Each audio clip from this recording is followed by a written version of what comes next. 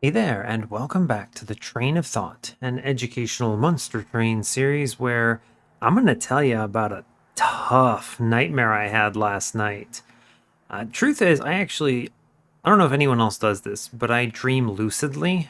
So it's a way of saying that I know that I'm dreaming and I have control over all of my dreams.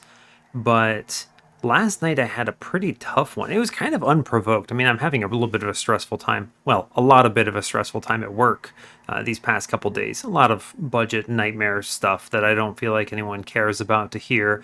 But it apparently carried over into my dreams. I dreamed I was getting attacked by a bear and I was trying to defend myself. And this was like, I mean, obviously this was unrealistic, but it was like an 8 hour segment in my mind of me being attacked by a bear and trying not to die. And it's kind of interesting because I've actually been threatened up close by a bear before in real life. So I actually had a lot of like personal experience to draw on from that encounter. So it was like really legit and scary. And man, I did not sleep well after that. So that's tough. Do any of you still get nightmares? Like actually legitimate ones that are just kind of blowing you up or whatever, putting you out for a whole night pretty much. That one, I woke up. My heart was racing. I felt like I was gonna die. I was like, I'm in my bed. What the hell? Yeah, that's pretty nuts. It's kind of stuck with me all day, and it's definitely slowed me down. I'm so tired because I just did not sleep well due to that. So, I mean, it's only 12:30 in the evening, so it's not even that late, but I am unbelievably tired because sleep, who gets that, right? Certainly not this guy. But anyway, we will do our best to create a good episode with no mistakes for you. I know some people really get upset when I make those. Content creation is hard, friends, but it's all good. I will try my best and hopefully bring you a win today. Get back into what we're actually working on. This is the Train of Thought, which is a constructed series where I use this mod, the Stoker Deck Editor, in order to actually construct runs and showcase specific things in the hopes of being educational. The current saga that we're working on is what I'm calling the Rare Unit series, where I'm going through all 18 rare banner units in all 6 clans, 3 each, in order to showcase how you would approach a run if you were shown this thing early on and how do you actually win with it. I'm also giving my rundown of what I think the unit is good at, bad at, how you use it, what it's useful for, and I'm giving you a rating as well. So if you want to, you can kind of compare them in the end of the day and see which ones are better than others. So that's kind of the gist of this. Our previous run, if I jump into the logbook real quick, I believe it was, oh yeah, it was a nightmare unit. We had an Overgorger run where we had a hell of a time barely squeaking by getting that victory. A true nail biter. We got it at the last moment. We were off by like 800 damage, and one lifesteal morsel was the difference between victory and loss. So, Overgorger, tough. Don't think I'd recommend this fella. That said, you know what? We got the win, so I'll take it. It puts us at a 23-0 win streak on the series, which is exceptional news. So now we're moving into a significantly better clan. So instead of being in Umbra, we are now in Melting, and we are going to be dealing with one of the coolest units in the game, Legion of Wax. So, Legion of Wax, let me start by reading its card text because it's a complicated one, and it's kind of clan defining in a way, in the sense that when people think of Melting, it's like, oh man, Legion of Wax. So you imagine it's probably pretty good. It is 2 Ember, 4 Space. It has 8 attack and 8 health. Its card text reads, summon 2 Twin of Wax and apply this unit's upgrades and stat changes. Now, this cascades because the Twin of Wax says summon 2 Mote of Wax and apply this unit's upgrades and stat changes. So let me take a moment before we get into anything else here and tell you how this works. So you play Legion of Wax, right? When it dies, it pops out 2 dudes. When each of those dudes die, they pop out 2 dudes. So if you count up how many dudes you're getting, you get 1 main guy, 2 middle guys, and 4 small guys. So 7 pop-ups. Now, Legion is really weird because it's very hard to do the math of how much damage this thing will do in a back and forth relentless combat to a boss. This thing can have pretty weak stats, like with just a large stone and multi strike. This thing can go toe to toe and do something like 1,300 damage to a boss in relentless. That is, single hit. Multi hit enemies obviously do a little better because they can kill multiple of the units in a single attack sequence. And it's very surprising. I think this is very different in the DLC than it is in the base game. In the base game and the DLC, it's more like 800, but it also depends on the boss, right? So like, I think it ranges. Like Seraph is going to obviously do better. Patient gets kind of trolled by this dude though, which is very nice. Honestly, it's a pretty great unit even on its own, but it's essentially a relentless plan in the base game, or when you're not considering DLC interactions. And because it's not doing much otherwise, right? This thing does like, I don't know, 40 damage on the floor, has like 50, 60 HP, and that's okay. But it's not killing a heavy, it's not doing anything. You normally would have to solve those problems with other units and other cards. So, okay. But we're not in the base game anymore. We're in the DLC. And in the DLC, you need to remember this thing says this unit's upgrades pass on. Now, an infusion is an upgrade, so that means that you can pass on the infusion on Legion of Wax into the units that pop out. Now, if you're thinking for a moment, well, geez, I know how strong eggs are in Wormkin because they pop out like units that have infusions, right? So you're kind of getting 2 or even 3 for the price of 1. Now imagine getting 7 for the price of 1. Now imagine doubling that if you have Wax or Snuffer to double extinguish triggers. And you can see how this unit, as innocuous as it looks, goes absolutely out of control in the DLC. There are a few infusions that I'm going to call attention to that I think send this thing into the absolute stars with strength. And we're going to navigate away from Legion here for a second. I'm going to pull them up. So let's look at units. And let's just look at this. Yeah, so first off, the obvious one I think is, where is he? Where are you? Entombed Explosive. So if we look at this infusion here, Extinguish, deal 50 damage to the front enemy unit. That means that a single Legion, and when you kill all elements of the Legion, deals 350 damage. Now, if you realize that this is also an Extinguish trigger with Wax or Snuffer, you get Legion of Bombs, essentially. And you dupe and play 2 Legions infused with Entombed Explosive, and it will kill everything. You'll just reform it, bring it back, it dies, it kills everything. The more damage the enemy does, the better, because that means they're more likely to kill all of them. If they burn out, even better. And this unit is unbelievable, to the extent that it literally solos your run. It's transcendent levels of out of control. And I'm not even joking about that. The next one I want to call attention to is perhaps my favorite. You think he's named Legion of Wax? How about Legion of Tax? You have Wickless Tycoon's infusion, which says Harvest, gain 5 gold. Now, think about this. Each one of those units now gains Harvest when any of the others die, and when they pop out multiple copies of themselves, they then create chump blockers that feed money. And if they happen to kill an enemy due to, I don't know, exploding candle or doing basic damage or anything like that, then they absolutely skyrocket in power. You can earn on the order of thousands of gold in a combat if you score this with Wax or Snuffer and something like Memorial Fund. And at that point, all you need to see to win the game is 1, Heaven's Gold, or 2, Golden Vault.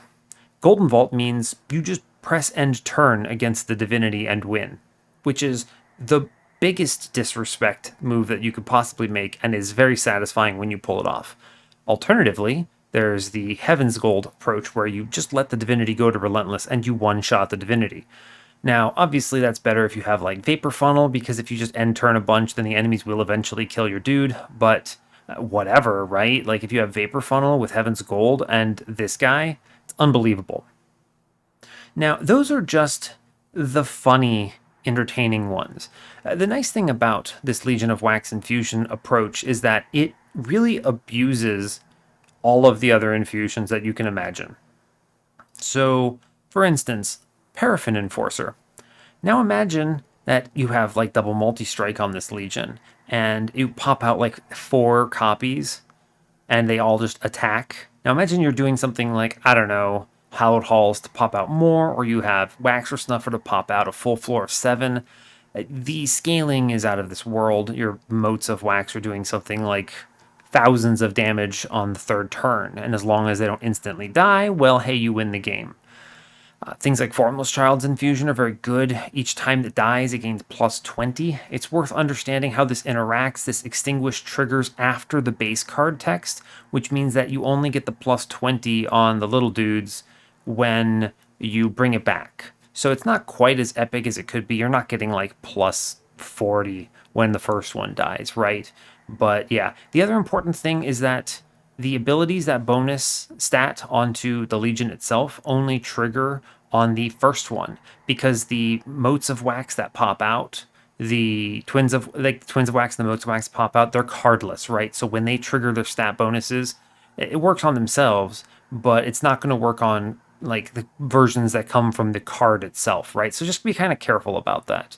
There's a few cases where that matters, like a good example is with Bounty Stalker's Infusion, right? So like you're not going to get +4 and then an additional +4 for every single one that dies, right? Because they're all the spawns are cardless. So just keep that in mind.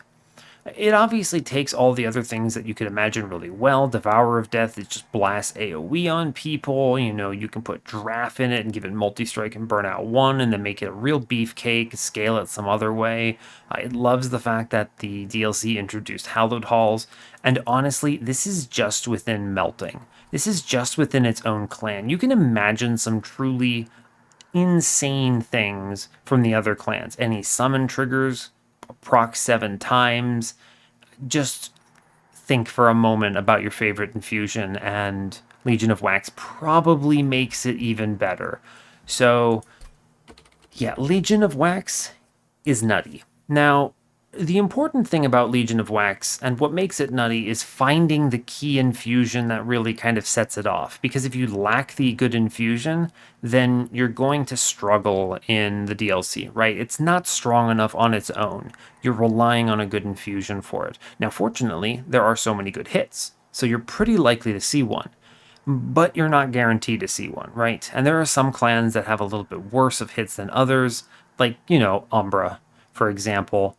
Even Stygian has some pretty bad ones because there's not a lot of scaling in there, and yeah, there's really not much to work with. So it can be a little tricky in that case. The additional thing is you got to keep in mind this dude is 2 Ember, so it's a little tough with some of the infusions to just put like Endless and burn out 1 on this guy, right? I mean, that's nice because you always get him back, but you have to be able to shell out 2 Ember and 4 space for him every turn. The best ways of approaching this are just reform them, right? Primitive molds, molded, Wicked Blaze, Sacred Wicks, whatever. Heck, even Dark Calling Rector is a good solution if you need it. What else can you do here? Hallowed Halls, of course, is one of the favorite. I think I already said that. But there are options. You want to focus more on reforming, I think, rather than endless, because you want to kind of burn that cost down a little bit. And the burnout is good, right? The stats that come from reforming carry down into the children version of these. So it's pretty cool. I am going to mention briefly the infusion. This was actually changed in the 2.1 patch because it used to suck really bad. I'm not even going to tell you what it used to be. Now it says +8 attack, +8 health, and gain Revenge summon 1 basic copy of Mote of Wax. Now, the reason it can't just have the card's own text on it is because imagine like being able to create a copy of any unit. It gets really out of control. And the bigger problem is imagine putting it into Legion itself. You actually create like an infinite recursion loop, and it kind of breaks the game. So they couldn't have it that it carries over upgrades. It just doesn't work. So that's why it specifies very clearly here a basic copy. Now, it sounds kind of bad, but think about it. It is spawning chump blockers. And in a harvest run, like if you're running Harvest Rector with a Baron, whatever your front line is, you could just make it pop out motes of wax that die and get blasted. As long as they actually do get hit, it's really worth it. It's a very good harvest infusion. The only thing that's really kind of tricky here is that you need to be careful, right? When you're playing Legion of Wax, Legion is so strong that it's very rare that you're using its infusion. More often than not, you're going to be like, I have a Legion of Wax in my deck. I want to make it broken. And you make it broken. And that's great news. So it's pretty typical that you're not going to use this infusion just because the base card is so strong. But the fact that the infusion does behave this way is really cool. There have been niche cases where I've put it to use and I've been like, wow, that's kind of incredible, right? So, yeah, don't sleep on it, but you're probably not going to use it regardless. It is fun, though. It's definitely very unique. I recommend trying it at least one time in your Monster Train career. It's effective at the highest difficulty, and it's fun. It's cool. So, honestly, Legion of Wax is pretty nutty. Now, if we're talking about the ranking scale, where S tier is a unit that you can take at any point, pivot into it, and win your run with that unit, whereas D tier is a unit you should never draft, and if you somehow get it, you should remove it. Legion of Wax is a solid, very solid A tier. It's A tier because you can't just grab it at any point. There are definitely points in the run where you'll see it and you'll go, oh, Legion, that's cool, and then you'll skip it. Oftentimes this will be the Daedalus or the Ring 4 banner hit where you're like Legion of Wax, and if you don't happen to have like a spare Entombed Explosive that you can work around, it's kind of bad, right? The other thing is that it really doesn't play nice with dregs. If you have the Rector start, you're pretty much forced to take Dark Calling, and Dark Calling does not always make sense. So if you're not going to pick Dark Calling because you might see Legion of Wax, so you're really only going to take that when you need to, and it makes sense for that run. So it's pretty rare that you run into a Rector run that ends up using Legion of Wax. The other kind of awkward thing is that with a Fade run, you usually don't want big, beefy units, right? You're going to look and you're going to be like, well, I would rather just have Fade with small units going crazy. So it's kind of tricky. Now, I will say that probably the best Fade path with it is Eternal Flame, because Eternal Flame plays a lot more like a regular unit. You just kind of play it, get it killed, doesn't attack, bring it back, great news. Whereas, and then you could support like a Legion of Wax plan in that kind of a run. And the primitive molds help a lot, right? So they help a lot. Now, that makes it a little difficult to choose how we're going to play this here, but that's okay. We'll figure it out. I'll probably pick Fade and just grab Eternal Flame if they show it to me. I don't think I've demoed that path on the channel at all yet because, well, honestly, Firelight just is better. And if you high roll into something that prefers the Licorice, well, that's also better. So, it's tough. It's probably significantly better. Well, actually, I'll go to the clan select screen and show you this. So, we look in the clan select screen. Where was I? Melting. If you look at it this way, it's actually significantly better if you are secondary Exile melting with the primitive molds and you have some other champion line, right? Because in this case, the Legion of Wax plays extremely nicely with these primitive molds, can kind of support your main line plan or just take over because you don't have something as strong as Little Fade.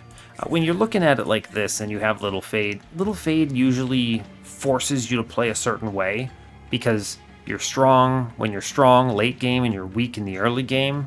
So it's kind of tricky, but yeah.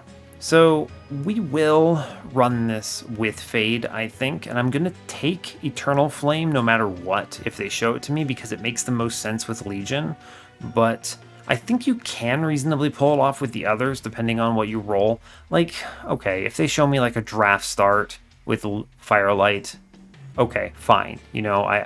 What all can you ask of me, right? There's only so much I can do with that kind of a nonsense starter. But yeah, I'm hopeful that this won't just be quote-unquote another Firelight Fade run. I really want to show off Legion. Now, of course I could pick Rector. It's fine, but again, like, if you don't start with the Reforms, you don't hit Endless early, and you don't hit Dark Calling, and Dark Calling doesn't make sense either, then this becomes really silly, and you kind of just don't have many cool things to work with, so it's tough. We will play Fade and hope for the best on this, though.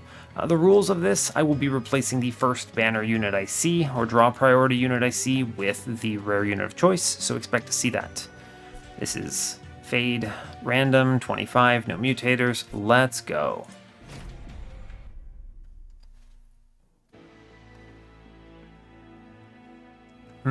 Okay. Alright, I hope you're all doing well. Let's see. So we have Exile melting. I'm pausing on this because I'm thinking a bit about this start. It's kind of weird. We have Frozen Lances, so default Stygian. We have Double Barrel Daedalus with Curse Fell, and Diligent Seraph with Dripfall, Titan's Gratitude, and Engulfed in Smoke. This is a very strange start. Probably a good one for Eternal Flame if they show it to me, so that's nice. It's bad for Little Icarus, and it's not particularly good with Firelight. Okay, let's see what we get. As always, I will look at the champion first for Fade. Okay, we do see Eternal Flame. I actually think this is super correct here, especially when the other one is Little Icarus. We have no survivability options here for Little Icarus, so she would be super slow. Yeah, it's just Eternal Flame, and then we drop her behind whatever's going on up top. Cool. Very cool. I will absolutely take Cinder Self here. I have double Curse Combat coming up in Curse Fell and Diligent Seraph, and Titan's Claws does actually nothing for me. Yeah, cool. That's perfectly fine. Now, I am Fade, but I am Classic Fade. Classic Fade being... it's more of a normal champion path, so I can do things like take gold here and not feel like I'm going to die, so I will do that. We have Unit Trial, which is just fine. We have pings, and we have a quick champion. It's Clergy. We should be fine here. We'll probably take a couple hits because it's going to be tough for me to clear 4 units on a floor, but it should be okay. Yeah, like here, I can't really do anything here. I will play Double Train Steward up top, though, while I'm seeing 3 of them in my draw. This is so that on top floor, I can actually do some stuff. And it'll catch a Collector here if I shows up. It does not show up. You just play Fade again. Interesting, huh? I could almost catch everything. I think I'm going to drip the Collector because I might be able to hit it. And I'm going to Titan's Gratitude mid. Yeah, cool. See, like, because these molds don't do anything on this Fade because she keeps coming back, so it does not matter. Alright, so, like, I don't mind this guy going up. He gets hit up top. I'm going to Fade middle. Going to Frozen Lance, and take my money, please and thank you. Cool, we get that hit top. Interesting. I actually can Engulfed in Smoke up top, which clears both, and then Elevator Fade, which is just great news. We're gonna be very strong here. Like, we may actually just kill and... yeah, we're gonna destroy here. I'm not worried at all. And then you, of course, at the end of the day, you put Fade in the back, and you win. She does 80 damage. She almost one-shots the dude. So, like I was saying, this kind of Fade is the Fade you play when you're not good at playing other Fades, because she's too complex. So let's see. We are shown Molten Encasement, Draft, and Dripfall. I do not want a third Dripfall. Molten Encasement is fine. It's fine. I think it's definitely Draft here, though. I have the molds, and it's such a good infusion. We're looking at a Remnant banner. So, at this point, I do not know that I'm seeing Legion of Wax, but I am. So at this point, I'm looking and I'm thinking, all right, you know, like a Paraffin Enforcer is a great hit here, so I'll take Draft. It's just good. Yikes. Ice Tornado, Mollusk Mage, and Crypt Builder. These are all really bad. Crypt Builder's okay, right? Like, it's fine. But I don't have any kind of discard synergies, and Is it maybe Ice Tornado? It's not a bad card. I guess it's Ice Tornado. It's better than Crypt Builder in this case. I can freeze it. Well, I mean, it's already frozen. Those Titan Claws would have been good, but there's no way I would have known. It's never Mollusk Mage. Crypt Builder is just going to be unplayable most of the time. Yeah, fine. Alright, and it doesn't matter what they show me here, because I'm going to take a Legion out of it, so just fine. We just click on the lady, and we immediately convert her. So, that's totally fine. Goodbye, lady. And hello, Legion of Wax. Now, you'll see on the screen I am doing this with Stoker Deck Editor right now, so you can see that edit and see what I did. No other changes. We look in our deck, double check. We have a Legion of Wax. A Legion of Wax at this point is very good. I'll just say it like that. It's very good. I don't actually think Stygian has any great infusions for this. Let's briefly look, right? Like unit, Stygian, hit the essence button. I don't think any of these really stand out to me. There is a fun one. If I had taken that Mollusk Mage right, you can actually do Legion of Mollusk Mage for magic power synergies, which is kind of silly. I don't actually think it's good, but it's fine. You can potentially do it with Lodestone Totem for some really weird nonsense, but then you have to play a 4 energy Legion of Wax, which can be a little spooky. Otherwise, none of these are really great. The Siren of the Sea is too slow. You don't want to incant on that big floor, stuff like that. So you're not going to see much here. Now, obviously, I could see, like, Titan Sentry, which is an exceptional unit in this clan combo anyway, so that would be fine with me. I will see a Stygian banner anyway on floor 3. We'll just go left. It's fine. I don't need to upgrade the spells right now. Multi-strike 25 and incant armor 2. I mean, if I had a Siren, oh boy. It's cool. Oh man, they show me the Bounty Stalker.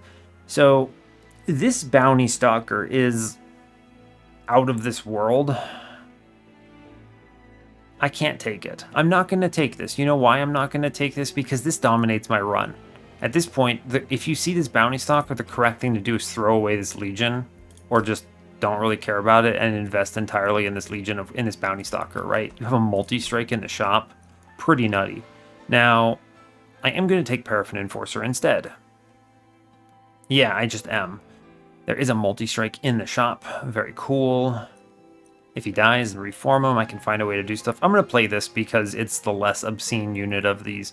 A Bounty Stalker, when we get around to doing it on the next time we hit Wax, the Melting folks, you're going to see how silly and how strong that unit is. I cannot wait for that run. I've turned down, this is now the second run where they've shown me a beautiful Bounty Stalker, and I've just been like, nah, man, I can't take it. So let's click Paraffin Enforcer and move on. I will, of course, take the multi-strike here. It's interesting because there's 2 ways you can reasonably approach this and do pretty okay. You can do, let me show you, like magic power, 10, piercing, and spell chain, nothing really great. You could do Giraffe into Paraffin Enforcer. This is obviously good, right?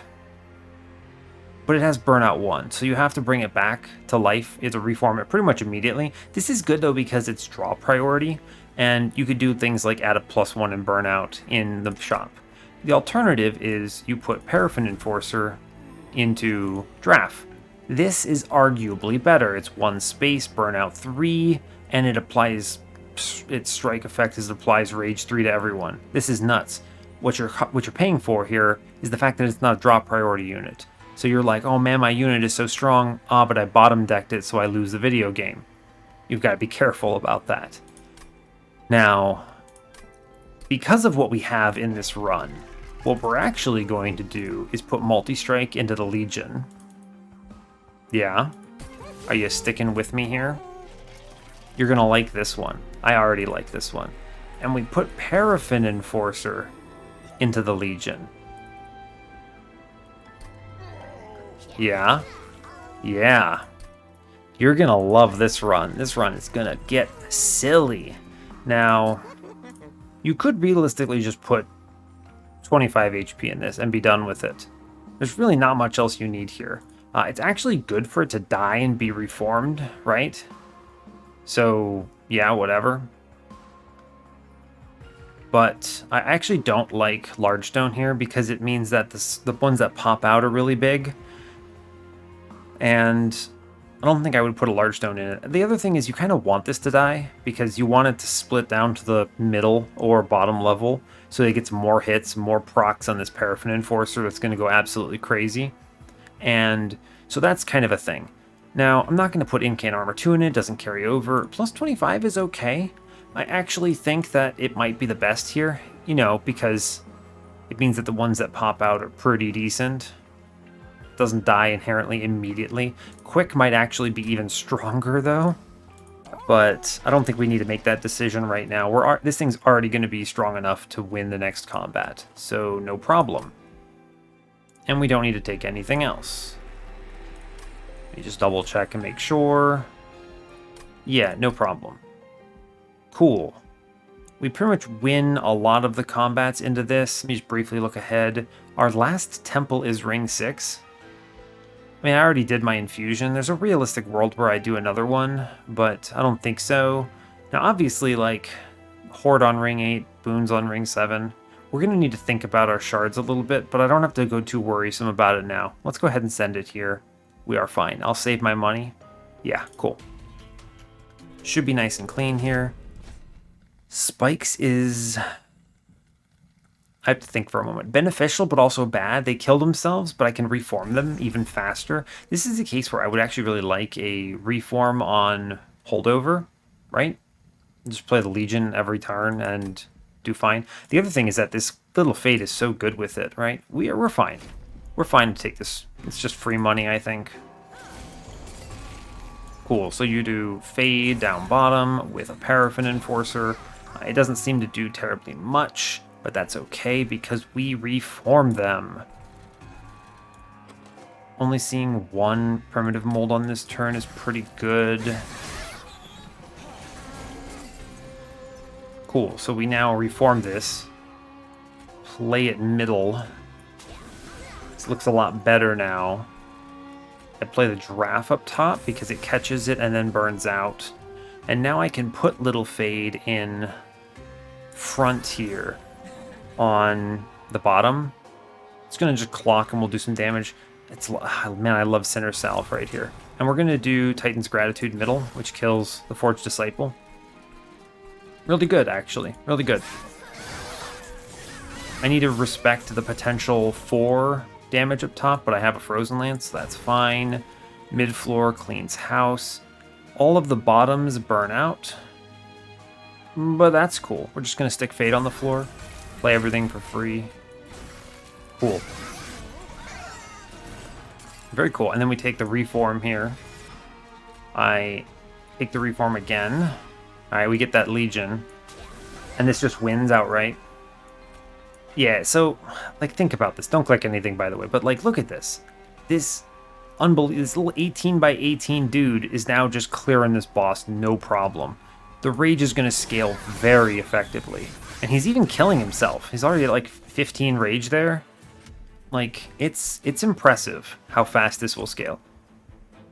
Now, they do show us the Entombed Explosive. Alas, we could have waited and done an Entombed Explosive into our boy, but when they showed me the multi-strike, I just don't think there's a world I could not do it. Sadly, there's no moldeds. I need to now keep my reform density high. Is there a magic shop coming up? Ring 3, no. Next magic shop is Ring 4, and it's a really good one. It's got a vortex and a magic shop. That's good to know. We're definitely going there. If I see Holdover, it's going on to a primitive mold. Stat. I need to draft cards now to beat Diligent because I am going to be relying on spells with the reforms. Let's take this Wicklash. I think it's correct. Preserve is exceptional. It's a free incant that baits Seraph, but it also means I can preserve a primitive mold in the worst case, which is excellent news. I love that. Let's see, is there anything I want to dupe here? No, there's not. Our deck is not that impressive right now. It's pretty low upgrade. We'll go left. There's something. I could see a good unit in his banner. Let's look at the steel shop first. Another multi-strike, huh? This is nutty. This is good, but it means that I am very much relying on reforms for its HP stat, which is very problematic, potentially. I need to think about that. Now, obviously... Alright, let's open this banner here. Alright, we see the only unit that they could reasonably show me that I would take here. So, Titan Sentry it is. Let's do it. Okay. Burnout 1. There's the world I put Burnout 1 in it. It's not necessarily good. I don't like it burning out like this. I would rather burn out faster. Man, this multi-strike is tempting. I think this gets there, but the problem is this has to dupe its HP a lot before it gets good. I think it really should be the plus 25 now that I'm looking at this like this. So I really should have taken that plus 25 before. I was thinking like quick would be really fun here actually because it would, you know, demolish. We'll re-roll this first. I'm actually going to skip this multi-strike. Yes, and I don't need the incant or the burnout one. This is crazy. This seed has excellent shops so far. Endless into my shark. I'll take that. I never want to have to reform him. That's good. A Battlestone. Battlestone's actually not bad. Just a little bit of stuff here is fine. These stats kind of add up quickly. Yeah, the main problem is getting him killed the first time in the early game. So it's a case where he doesn't need the plus 25 now, but he will later. Huh, this is tough because if I put the Battlestone in and I see an event that gives me an overflow, it's very valuable. We're going to the right on ring 4 for certain. I would need to get like some magic upgrades, see a holdover, remove train stewards, cool. I could reasonably go to this Merchant of Steel on ring 5. There's no cavern here, so overflows are unlikely.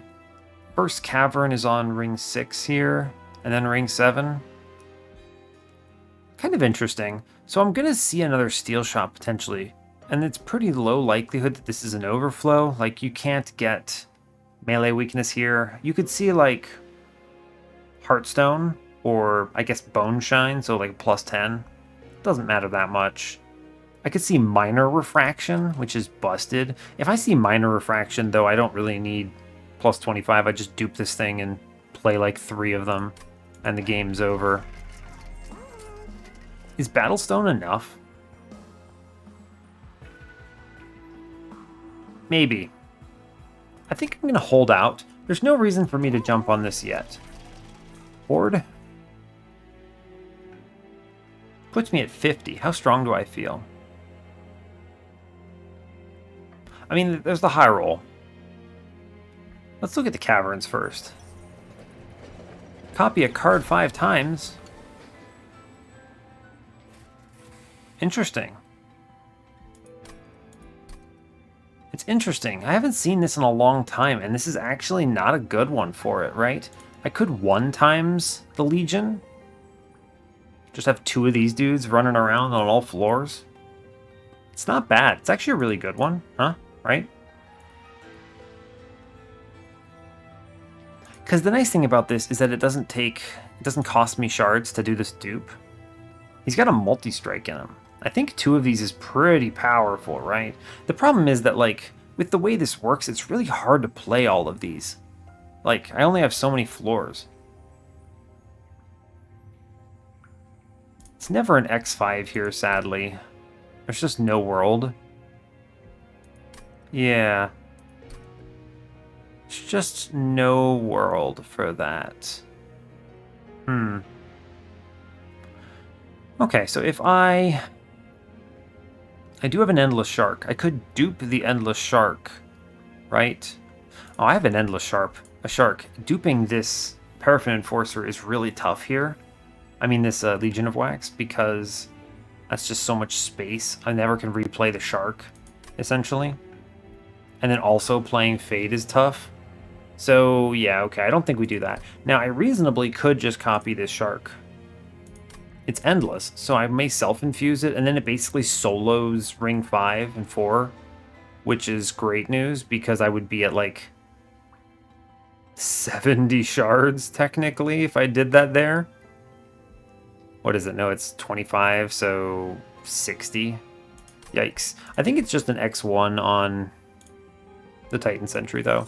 Nothing exciting, sadly. That's really unfortunate. You hate to see it. It's fine. Let's move on. I don't want this relic because I'm probably going to self-infuse the shark. If that's Wax or Snuffer, I'll be very sad, but I'll never know, so fair enough.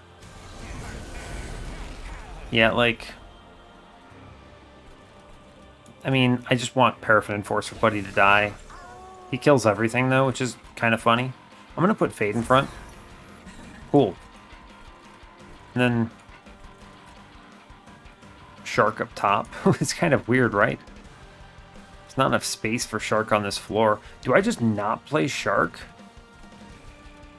Maybe. That's really weird. Yeah, we play Fade front. I think I should play a Shark. Because Fade behind Shark is really strong. I should play a Shark. Here. Okay. Yeah, they clear most of that floor. Show me a reform at some point. Yeah, so it's actually a really good thing I did this, right? I can do Fade in front and she explodes. It's pretty good.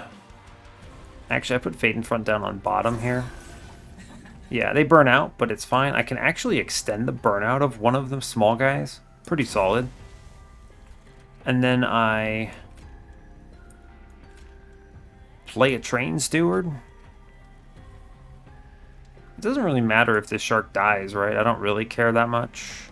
I don't want to clog the reform pool. I'll play the Titan's Gratitude up top. Over here, rather. Doesn't change much. Just saves 5 HP. Fine. Cool. I finally get a chance to reform, which is very exciting. Play our man. Clear the entire floor. It's pretty solid, huh? That's a pretty good looking floor, it seems. And then I... Drip Fall Fade in. Yeah, that's correct. Cool. That way she's on the bottom for whatever shenanigans happen here. Cool. We're doing 479 to Daedalus, by the way. Wow. Wow. Okay, so quick hits. One comes in, then the bomb comes in, and it pops out a dude. If I drip fall this bomb, we do less damage, but we save the floor for Relentless, which I like. I will reform the man. And I will freeze him. It's kind of funny. That is less damage because the bomb actually opens up this dude, but it's going to make the Relentless stronger. Like, I mean, we win right here because of it. Yeah, that's fine. That's why I did that. I can actually just engulf in smoke for some fun times. Neat. Neat, neat, neat. And we're, of course, in dominated position because the Legion of Wax is here. Yeah, so this is going to scale to a tremendous degree, and eventually I want to put a plus 25 in it, but I think it's a bait to do it right now. Intent on Death is exceptional. Just pops out some dudes. Take it. I don't need to think about it. Wow. They showed me Bounty Stalker and Big Sludge on this run. It's pretty blessed, right? I don't take him here, but that's pretty exciting. This is even a really good run for him too, right? Just natively. Yeah. Pretty fun. Alright, cool. What a good seed. I've been seeing a lot of rare units that I don't want to take because they take over the run or look a little different than I want to demo. But that's okay. It's actually good to be seeing more of these guys. I went a long streak, like 30 runs or something, where I didn't see a single rare unit, so it's kind of weird. We skip this. It's fine. I do need space now because I'd like to be able to put the Legion in front of Fade on mid and be able to fit the shark somewhere, because the shark does matter.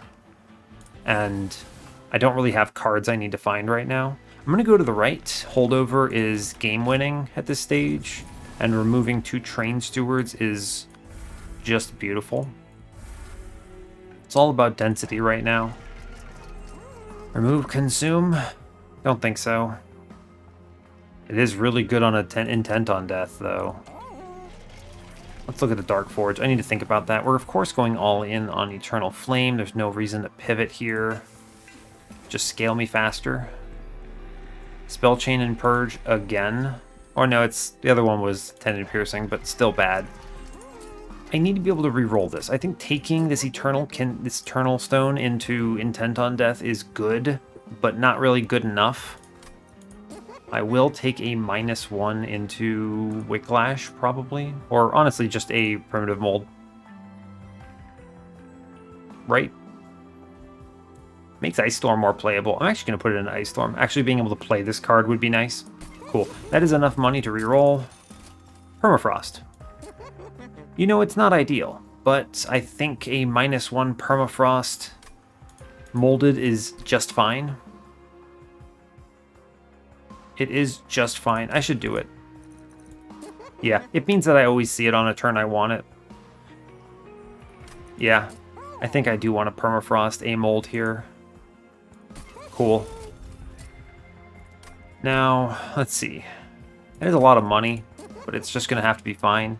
Engulfed in Smoke, probably not my line. It's pretty good, though. I should -1 it, probably.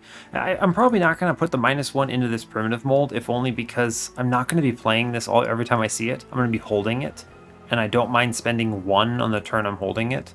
Whereas something like a 1-cost Engulfed in Smoke is just really strong to play every time I see it. So that is a lot of dollars.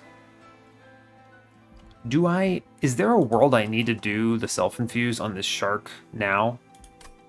No. I'm not going to be relying on shark, and weaker enemies are fine here, and I can always do it on ring 6. Because there's no other infusion I need. Yeah, let's move. It's fine. 35 is a real cozy number, whereas 60, yeah, 60 would be nuts on this guy. With the Mark of Invasion, I'm just happy. Just happy. So no matter what I draw, I'm happy on turn 1. Cool. Legion up top. Yeah, cool. Huh. How do I want to approach this? How do I want to approach this? I'd really like to get the Legion rolling on bottom. Do I just take 6 damage here? Is it better? This is always worth the 6 or whatever it ends up being, but I'm actually going to play him middle, I think.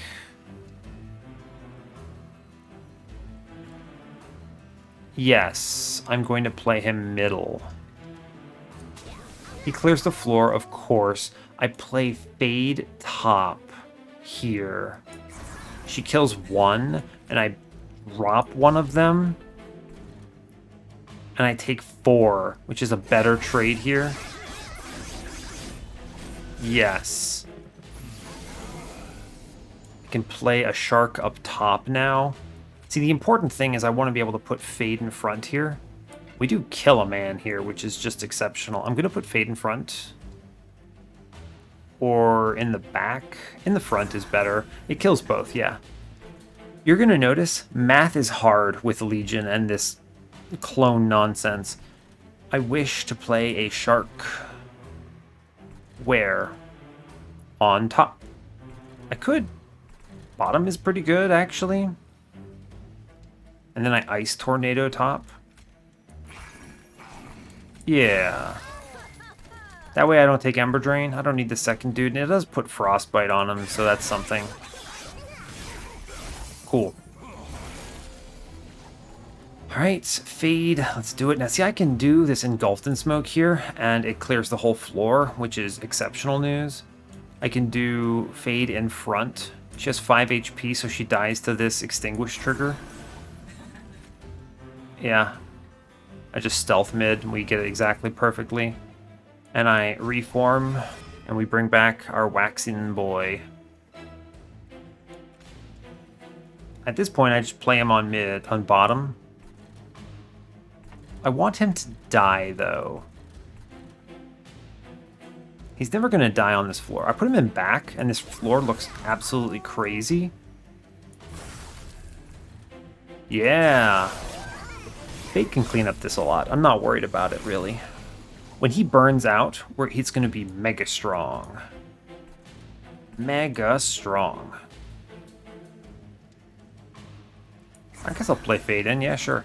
I'll do the Titan's Gratitude again. I do discard that, but it's fine because he's not dying here. He's going to die out in Relentless, which is just fine. No reforms yet. She swings and dies.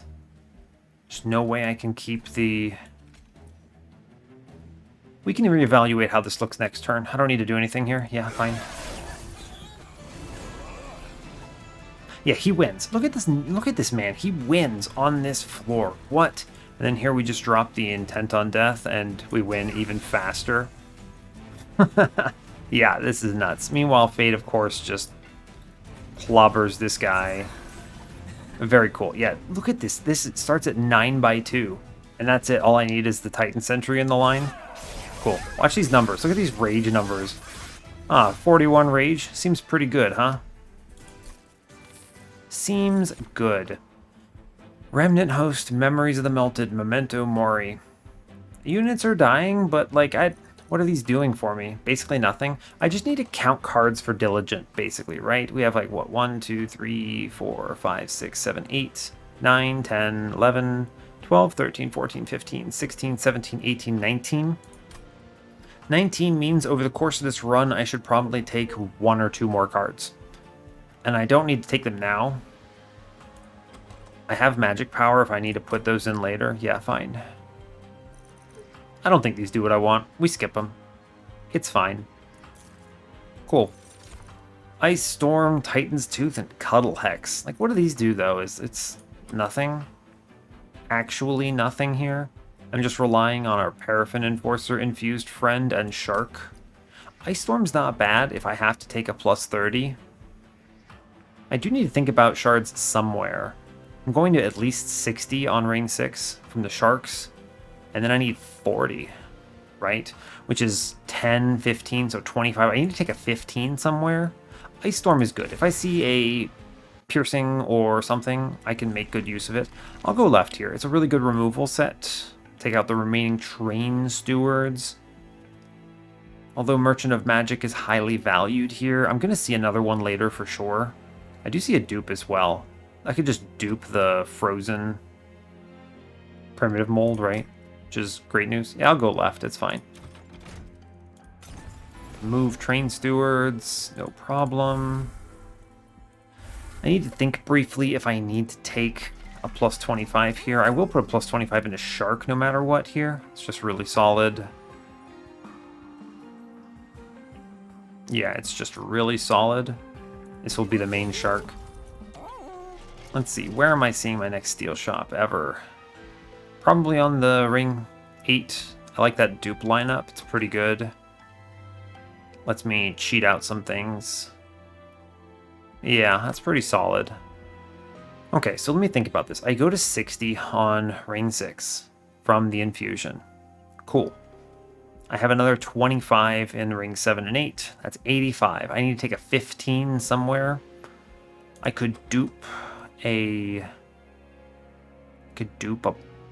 I could take a plus 30 from this temple. A plus 15 rather, like a, a 15 shard magic power, or I would take a spell chain, I guess, into like Intent on Death, I suppose. I should just remove Draft at this point. It's kind of just bogging me down. The thing is I'm going to see removals in this run, right? And Draft is definitely a target for removal here. So yeah, that's fine. There's always going to be something I value more than this money, so I think I skip this and we just move on. 35 shards in a Ring 5. Self-Made Harpy is about to explode. I can just take Ancient Hate, no problem. It's what? Ice Storm, Ice Tornado, these are all bad cards that don't really matter. We just use Shark for everything? Sure, yeah, fine. Cool. Alright, we get our pick of Sharks. We take the good one on bottom here. It's just fine. I put Fade in front because it's better. I know, I know. Oh no, he lives. It's fine. It's fine. I want her to die. You know, this draft does seem to serve a purpose by being able to take things out pretty effectively. It's just Legion middle. That's pretty good, right? I don't want to put draft in the reform pool. I'm just going to Frozen Lance up top, I think. Totally fine. I've again put Fade in front because I want her to die. I recognize it hurts the Frostbite, but it's okay. Cool. Cool. Yeah, this basically clears house here. I do have... Yeah, see, this is the perfect turn for my reform plan. We just bring in the Legion. Makes this look very different, but it's okay. Ice Tornado, there is a world. It doesn't hurt me too bad. If I put Fade in the mix, she guaranteed dies. We clear the floor. Excellent, actually. That's even better. Cool, and I hold on to the Preserve. Fine. I can actually use Fade as like a botched tank for this, which is pretty wild to me. Right. She needs to go in front here. She clocks this guy and then they clear the floor. Excellent. Great news. Now, what's happening is there's so many hits on this floor that we don't chew through stuff. I do need him to die though, right? I can just put this Whiplash into him, right? That actually puts a good chunk in. Yeah, cool. Kind of interesting. I need this back one to live, so it hits and kills them. Mid-floor should clean up here. I'm not really worried. I will actually preserve a Drip Fall here, because it lets me guarantee a free turn on Self-Made Harpy. Yeah. Nice. Fade dies. You may notice I'm running on like basically no HP here, and there's a reason for that, right?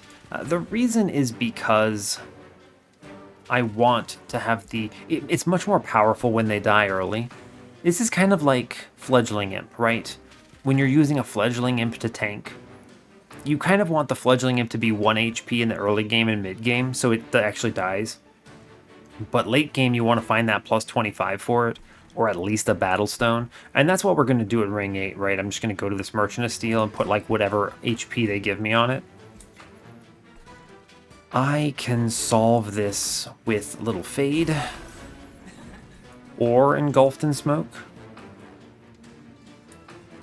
The interesting thing is I could drop Fade down and then guarantee the Self-Made Harpy kill.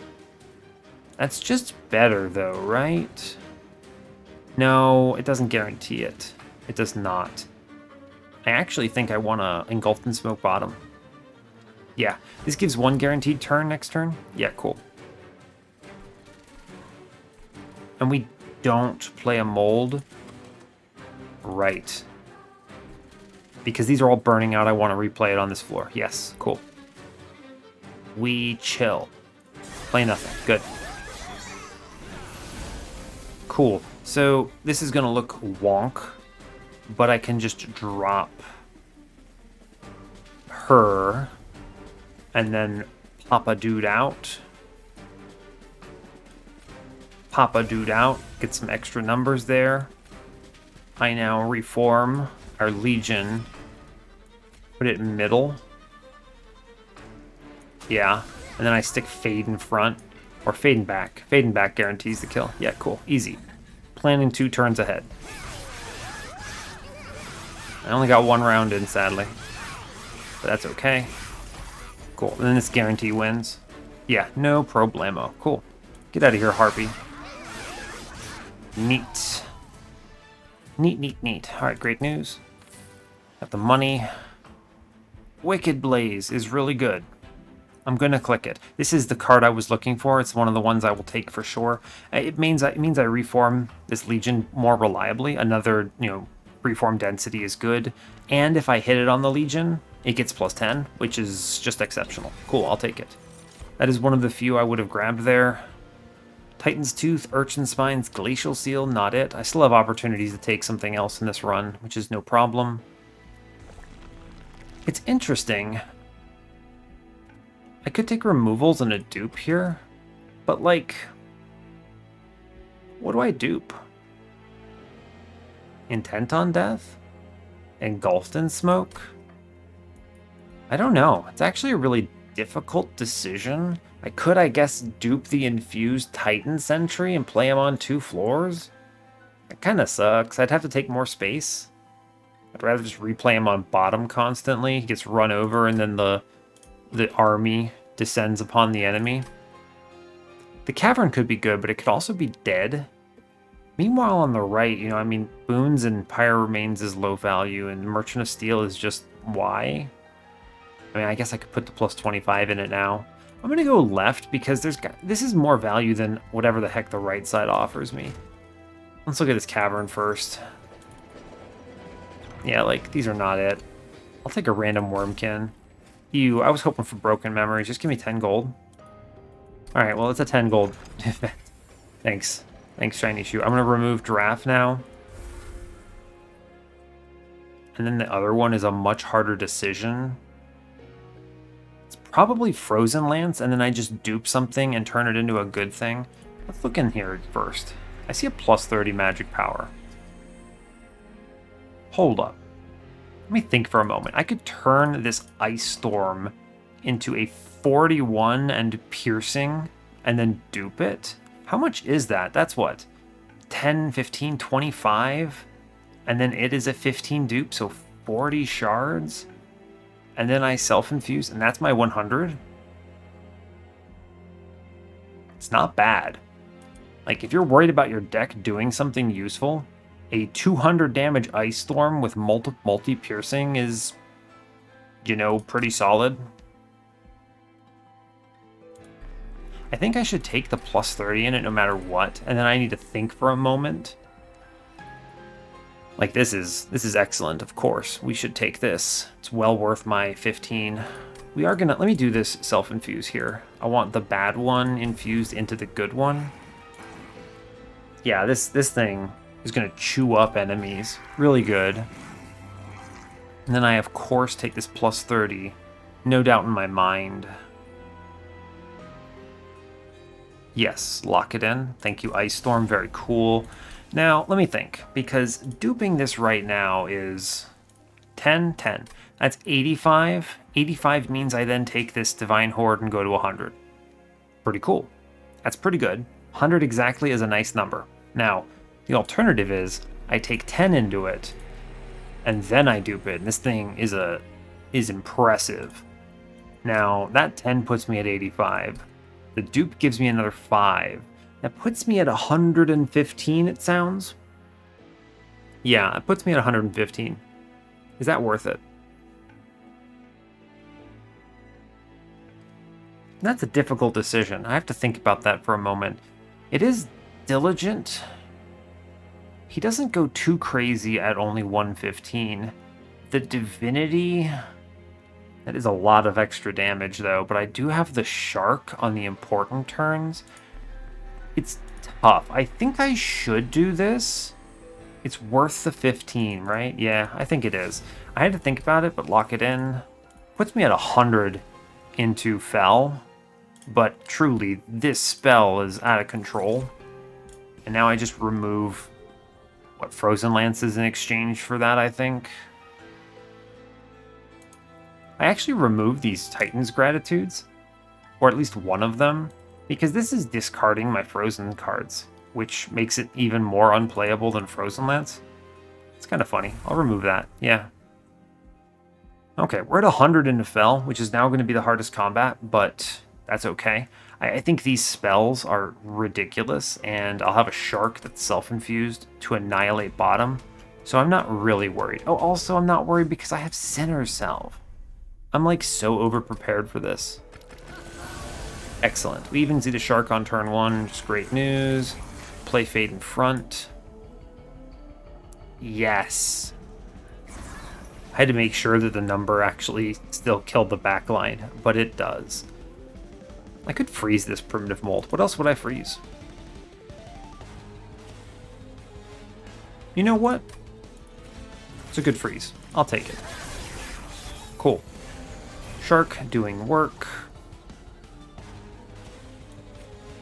Let's see. The problem is, I think I need to play this. Wait, this floor is so low of damage. I want to put it in the back behind the shark. At this point, it's totally fine. It'll just kind of chew some numbers in, and then we'll play Fade middle, I guess. I'm just going to Ice Storm. Like, it's fine. This thing's going to look very weak for now, but it's just fine. Fade, I need to play. It'll matter more once the enemies actually spawn a heavy on me. Cool. They spawned a heavy on me. Good job. Cool.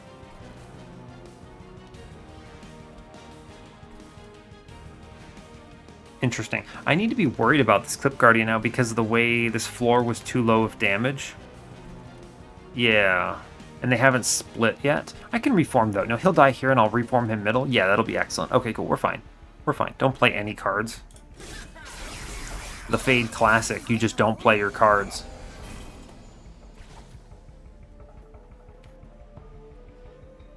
Alright, let's see. Wicked Blaze is the best reform they could show me. I'll take the extra damage for sure.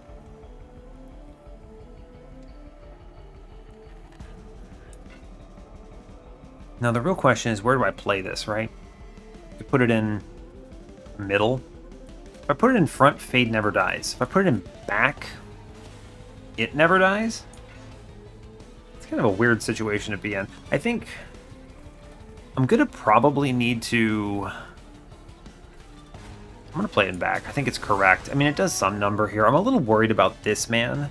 I could Wicklash it for another 20 into this dude. 89 with 17 Frostbite. I think I should do this. He won't die next turn, but he comes close. Fade is back as well.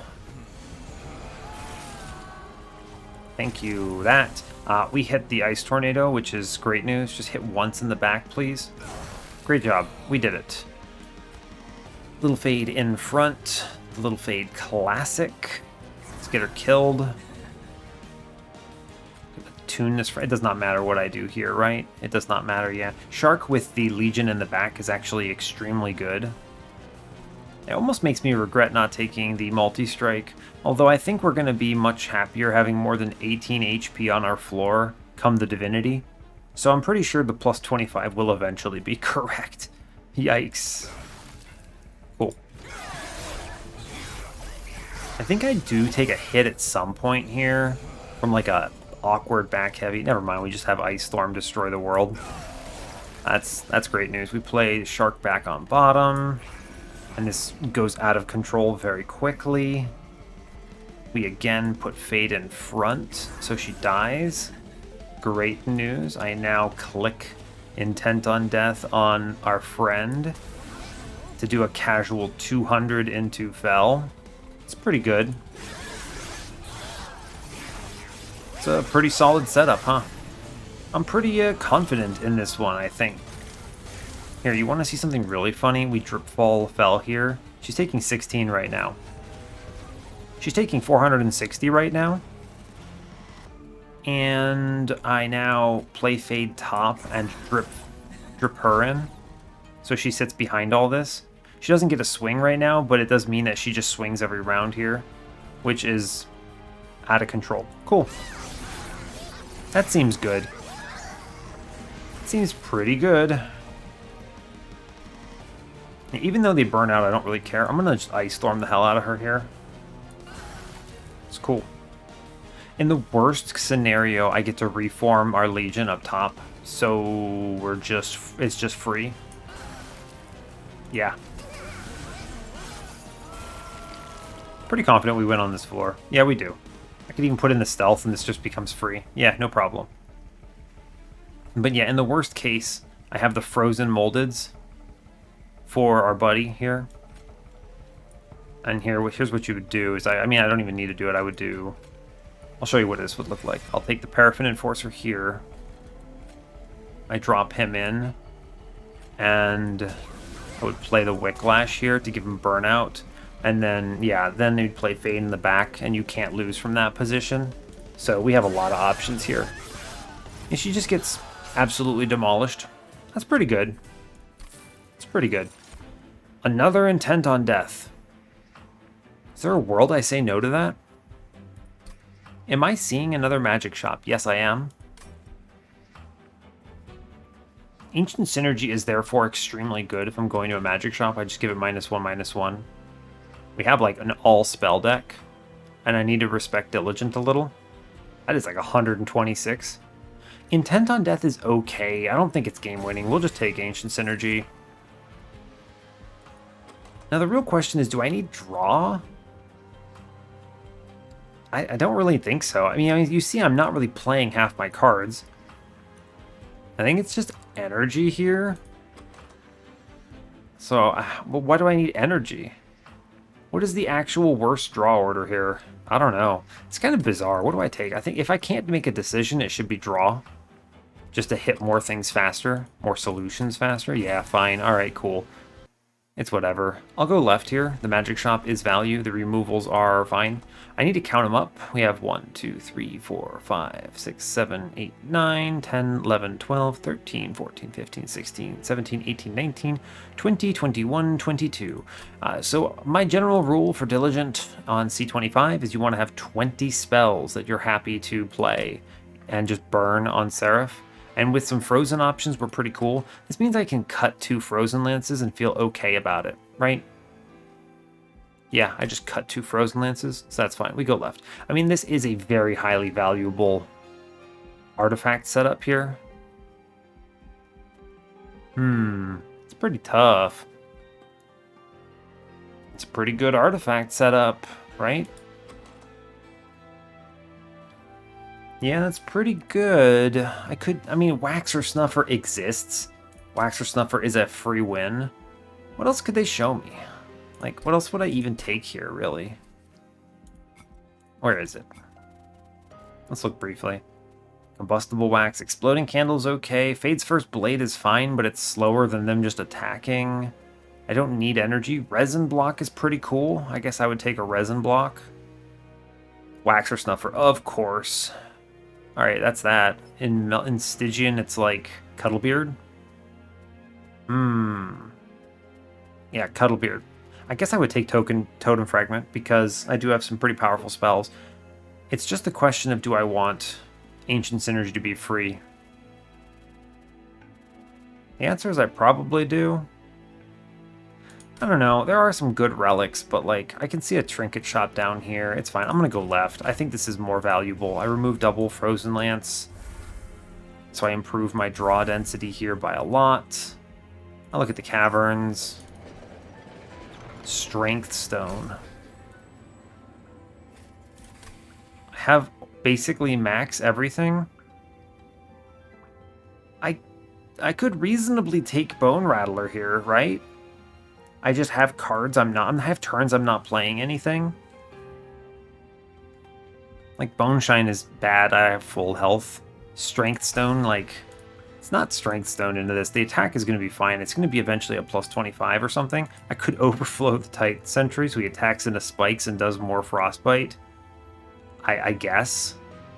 I think the Bone Rattler is more valuable than that. Even like plus 15 is fine. I'll take Bone Rattler. It's cool. It is a cool consume spell here, which I'm fine with.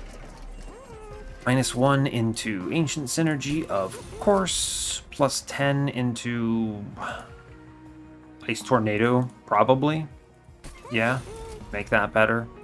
Remove Consume. You just play Bone Rattler every turn. Intent on Death is pretty nice with this Remove Consume, right?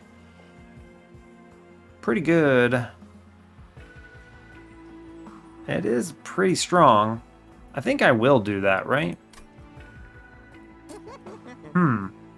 It's pretty good. I will do that. Yeah, that's strong. I have the money to spend on this, so it's fine. You show me the holdover, though. Intent on Death on holdover. I need to think about that. Take a -1 into Ancient Synergy. 20 and Consume into Frozen Lance. It's pretty valuable, right? Let's think for a moment. Holdover Intent on Death is a great use of my Ember. It is a really strong use of my Ember. I can freeze it. Man, it's tough because as soon as I see this remove Consume with holdover on Intent on Death, you look at this and it's like, I wish I had taken Ember now. Like, I don't need draw at this point. I wish I had taken Ember, but I did not. I guess I didn't anticipate hitting both of these on the shop. There's no way I could have known, right? And if everything else in my deck is 1, it's okay. Yeah, this is nutty. I think this is really strong. I need to take this. I'll take the -1 into Ancient Synergy and make it playable. And then 20 and Consume into a Frozen Lance. Or a Titan's Gratitude, actually. Yeah, actually, Titan's Gratitude. This thing is virtually unplayable. I can't drop my Frozen cards usually. So I'll just take it on Frozen Lance then. I'm going to maybe remove that Titan's Gratitude, but not yet. We're at 100 shards already. I don't need to do anything. Eternal Flame 3, our free fade. I technically don't need the relic now. I might look at it anyway. I don't need this money though. We'll skip here. That was a really good magic shop actually. Better than I expected. The holdover ended up in something I didn't think about needing. I have enough density on Frozens and Reforms. It's cool. Can I take armor? Honestly, at this point, anything that goes up, the armor is not going to be the thing that kills me. So I'm okay taking this money. I do think that there is a high risk of taking damage here, but it's okay. Yeah, see, like, look at how expensive this hand is. Yikes. But fortunately, the Preserve exists. Play Fade just to get her killed. We play Legion Friend. Very good. I now freeze the Intent on Death. And I could daze out this curse, but I don't care because of Sinner Salve. You know, Sinner Salve, by the way, unbelievable. Curse Fell, Purifiers, and Diligent? Wow. Like, I'm really glad they showed that to me, huh? Yeah, like, looking at this is not what's going to cause me to take damage is this 20 armor. I mean, I'm either going to run these dudes over real fast. I want him to die. I super want him to die. We do not daze here. Yeah, lock it in. Cool. This lets me reform him. Cool. Ancient Synergy is excellent. On time. I will take the Primitive Mold. Count my Ember here. I either play Titan Sentry. You know, I should have taken Ember, right? I'm theoretically replaying this Titan Sentry every turn. And I don't know, it's tough because, I mean, the problem is you'll see I'm playing a lot of Ember now, but there will be turns where I'm not playing any cards and I just don't care. Huh. I'm actually thinking about going left here and taking more -1s from that magic shop. That's kind of interesting. I do reform. There's no world around reforming here. He goes middle. Yes. Now, popping out a unit, very strong.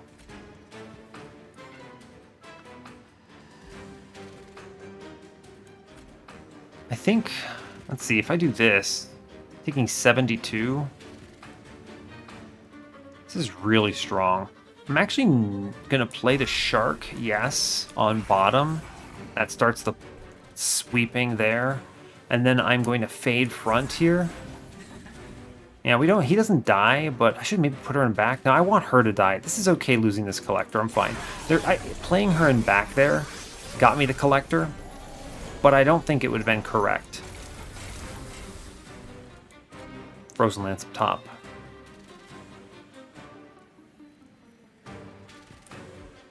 Right? I could fade up top.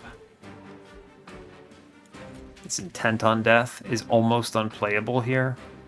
At 2 Ember. Yeah, I need to go left and take some -1s, don't I? For sure. It's going to be much more valuable than whatever I get from the dupe here. And that means I give up on the plus 25 on my dude? I don't know how I feel about that. What it tells me is I should have absolutely taken Ember here. It's tough. I thought about this a lot, but like, I don't think the Ember... See, the only reason I'm saying Ember here is because I can't play this Intent on Death, which means I probably should not have remove consumed it. I should have just held over something else, right? But I think this is going to be extremely important on later combats. It's kind of an interesting selection choice here, right? Like, I mean, I always can kill top, and I always can play Fade and kill bottom. I mean, I can always kill bottom with Ice Storm right now, so I don't really care that much. But we're going to lock it in on this. We Ice Storm middle, fine. Like, it's dead, cool. So it means I play...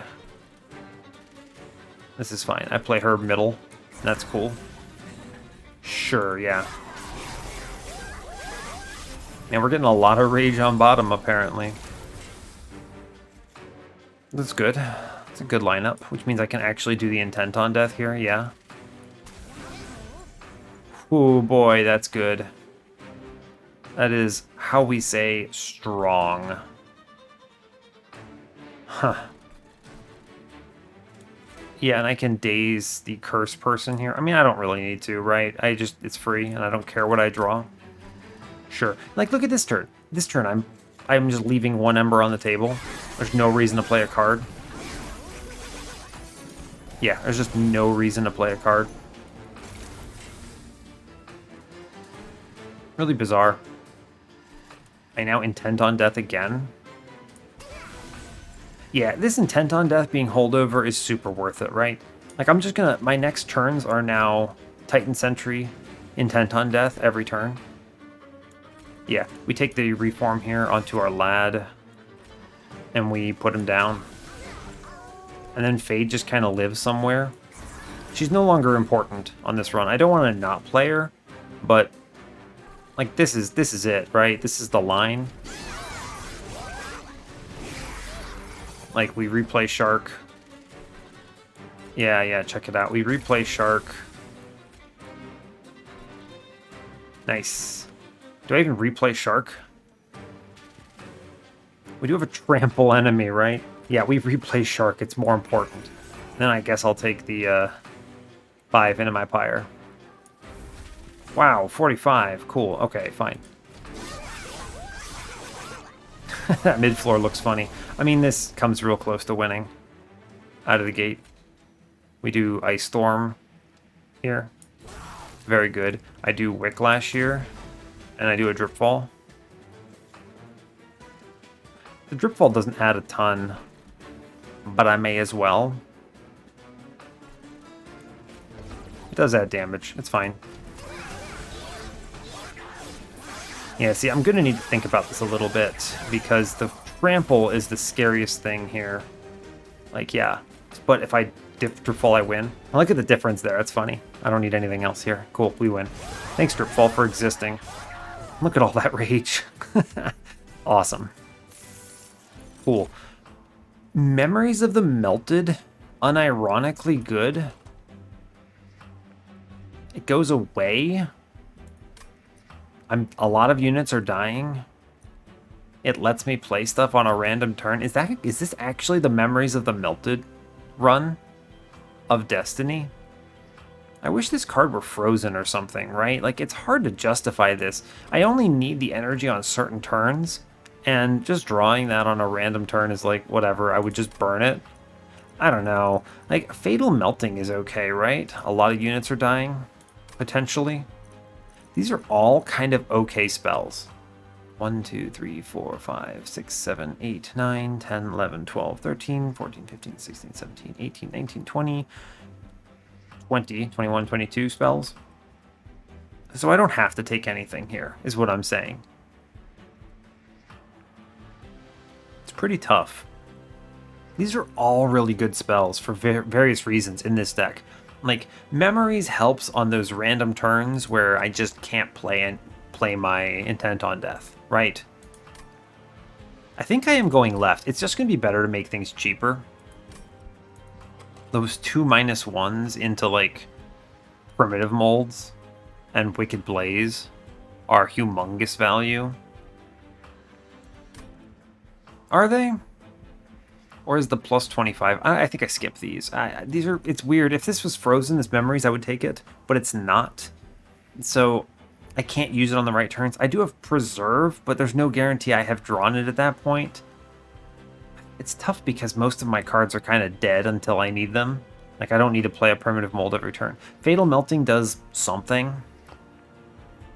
It does eventually solve the problem. I wish I could find a Frozen Tome, because or like Sigiled Seaweed, because I'm really kind of scared of Harvest Waves. I'm gonna need to make sure I don't get blasted by them, and all of these help with that, right? Like Fatal Melting clears out the Wilt Wings, Resin Removal clears the spikes, which is value. I think it's Resin Removal here, actually, thinking about it more. Yeah, okay. Guardian Stone, Hoarfrost Effigy, and Guardian's Amulet. What terrible units. And spells? Yeah, this is awful. I can't click those. No Silence Tome on this run. And now, the hardest decision of the run. Do I go left or right? The right side offers a dupe on Ancient Synergy, which is pretty incredible. And it gives a plus 25 for my Legion, which I think I do want. 8 HP? That's a little spooky into the Divinity. Like, he's going to cleave me out. I'm not going to be able to take swings on him that way. I can't have an 18 HP floor here for the Divinity. It works for all these other combats, but not here. I think I have to go right and just accept the energy cost being weird. Fine. Yeah, I'm locking it in. Show me a plus 25. Multi-strike. Oh my gosh. No. I'm going to reroll this and look for a plus 25. They don't show me anything? Wow. I guess 5/5 Burnout 1 is the best thing I'm going to get. Wow, that sucks a lot. No Battlestone either? Oh, Pyrestone housing. What? I maybe should have looked in there first. The problem is this large stone is a real problem. I can't fit Fate on the floor anymore. It's funny, if I had looked at the shop, I might have bought that Pyrestone housing. But that's weird. I almost never do that because the chance of seeing this here is pretty impossibly rare. That would have been interesting for the multi-strike and then the Burnout 1, I guess. I don't know. That's actually not that great, right? Like, I don't know. It's kind of weird. Is there a world I still buy it? Ever? Never Memorial Fund. It's a little late for that. I think I take this Burnout 1. It's interesting because the Burnout 1 is a little bit problematic. It slows the death on the early turns when it's behind Titan Sentry. But I could just play it middle in those cases. I think this is fine. I need to have a little bit of a higher stat line. The 5 HP does matter. It can never be Large Stone, because then it can't fit behind Titan Sentry. Even though I would love to do this. Has to be Burnout 1. Okay, fine. Lock it in. It's not worth the money now. We reroll this. Resin Block is great. I'll take it. Okay, fine. The dupe goes into one of my spells that I really want to play. It's probably just Ancient Synergy. The thing is, I don't want to spend 15 shards on this Ice Storm, and this Ancient Synergy just blasts for like 130 damage, which is exceptional. And it makes the other one stronger. It's pretty good, right? It's pretty good. Is it ever Titan Sentry here? Double Shark? No. No, my mid floor is going to be like Fade stuff. I think it's just Ancient Synergy. What a weird run. What do I do with my 345 gold now? I remove Frozen Lances and just increase draw density of good stuff. This is tough because I have enough one-cost spells I want to play all the time. I think we're getting to the point where energy would have been better and just removing bad cards, because I haven't spent anything on removals yet. 1, 2, 3, 4, 5, 6, 7, 8, 9, 10, 11, 12, 13, 14, 15, 16, 17, 18, 19, 20, 21, 22, 23. I can remove 3 cards comfortably. We'll get rid of Frozen Lance. I'll get rid of the other Frozen Lance. And now it gets really difficult to decide what to remove. Oh, no, it doesn't. Just Titan's Gratitude. Get out of here. Cool. I don't want that. All right, that's fine. 20 cards. Fine. I think we're good. I don't need to... I'm a little spooked by the Divinity. There's always the high roll hit here, but there are so many bad relics that I just don't see that being value.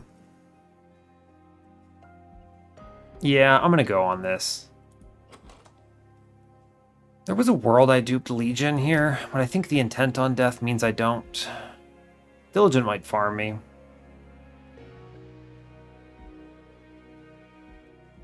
Should I click this horde? What could they show me? An energy relic would be nice. What could that energy relic be? Forever Flame? Hell's Banners, both very good. I'm going to click this relic. I think it's correct. Okay, so the relic did not show me what I wanted, but Sigiled Seaweed is pretty much exactly what I was asking for, so that's worth it. I'm happy going to 115 there. It's tough. This was such a difficult decision for me on clicking this horde because... think about it. There's a lot of stuff that's really good, right? There's Waxer Snuffer, Sigiled Seaweed. We already had Resin Block, so that was not it. There's any of the energy relics, which were good. I think there were enough hits that this was correct. This does make Seraph a lot harder for almost no value, though, because I don't care about his curses. 115 out of 100, let's go. It's fine. I don't need that last 75 golden to nothing. Okay. I think we get there. This is not a Legion high roll, but it is a Legion mid roll. And I'm just cool with that. It's just Legion. He just kills a man. It's pretty exciting, huh? What do I consume here, huh? I think I consume Bone Rattler. And then I freeze the piercing spell I want to hold on to. Now the thing is, I really want Faye to die. How much incoming damage is this? Alright, yeah, we do this and it's okay. It does do a lot less damage, but it's fine. The thing is when you split this guy a lot more times, you get the more rage on the floor exponentially, or like, I guess it's quadratically, right? Like, this guy would be dead, but it's fine. We put in the shark here, which clears the whole floor. That's great news. I now drop the resin removal to burn consume here. Fade middle. Yes. She clobbers that. I think I should Ice Storm up top. I think so, yeah. It does mean Fade doesn't die, but it's alright. We'll probably get a... like one of these Light Wings on middle at some point. Alright, consume Frozen Lance up top. Not in the Pyre Room. Up top, thank you. Titan Sentry bottom. Clear the floor almost. Yeah, cool. They burn out now. This is a really good floor. Big tank man with big frostbite in front of many twin friend. Wish I could kill my little Fade. I'm just gonna pump 200 into Diligent here. It's worth it. It's better than the Drip Fall. I obviously could have reformed there, but I think that's gonna be better. We get a reform in this turn anyway. What do I consume? Ice Tornado, almost certainly. Ice Tornado bottom. Good. And now we reform here, and we Legion middle here. Yeah, cool. And this thing will start doing its work. These bottom guys are going to get really strong because of that extra burnout. That actually is pretty strong here, right?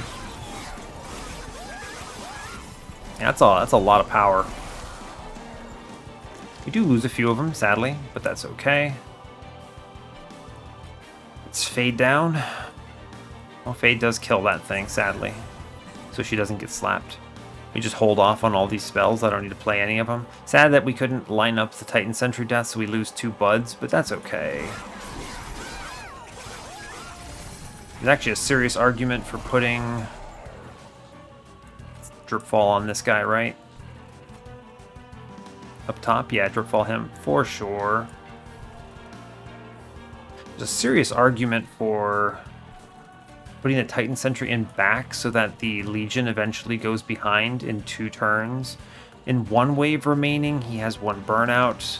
In no waves remaining, he will be dead. Right, yeah, so we actually do Titan Sentry in the back here. I need to drip the Light Wings here, yeah. And just accept that. We don't get the intent on death on this combat. Fine. This lets me play Fade up top if I need to in a desperation play. No problem. I think I actually can just Ancient Synergy this man for 3 damage and be fine with it. Fade in front is very good here. She dies. And we get splits. Cool. Do I take this 15?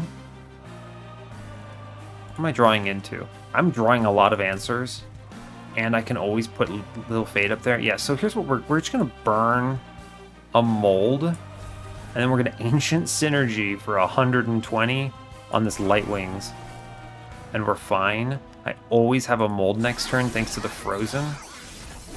Cool. Bottom floor. Looks bad, but it's fine. We have the mold. Let's see, does this clear? No, but this does. Yeah, that does it. I think I'm going to definitely Primitive Mold here.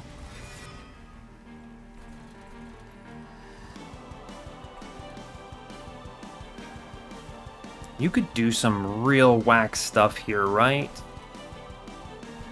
I think the Drip Fall gets used offensively here. Right, so this always goes down. Represents not a lot of damage here, but it's mostly because of this Light Wings, huh? I think if I do a single Engulfed in Smoke, it's huge value here, actually. Is it? It's not a lot, right? I think if I daze him, it's maybe better. The problem is that, like, this Titan Sentry gets chewed through pretty quickly. Is the main issue. We always Fade middle. She will die, which is excellent. Now, what's the best choice here, though? Like, there's obviously the line where I drip in the Twin of Wax, who's already got 11 Rage. The problem is this floor gets chewed through by this upgraded Light Wings, which is really bad. Now, I think we could architect a good top floor here. What am I seeing? Am I seeing a Reform next turn? No. What a bad next draw. 2 stealth does what? It means I get 80. It means I get, what, 80 plus 6 rage on the floor. So that's 12. So 80. I mean, I should really do the math here. If I can chew through the front dude with the stealth, it's probably worth it. So, right, we're doing 86 here. Yeah, cool. All right. Now, we're actually doing gain 3 rage on strike. So it's 43 plus 3 rage is 6 damage. So 43 plus 49 plus 55 plus 61. That's 208. That does chug the front unit. It's probably the best decision here. Yeah, I mean, it's not going to make a big difference. We never clock through that. I'm a little concerned here. Yeah, that Light Wings does a lot of damage to me, sadly. Mid floor is going to help.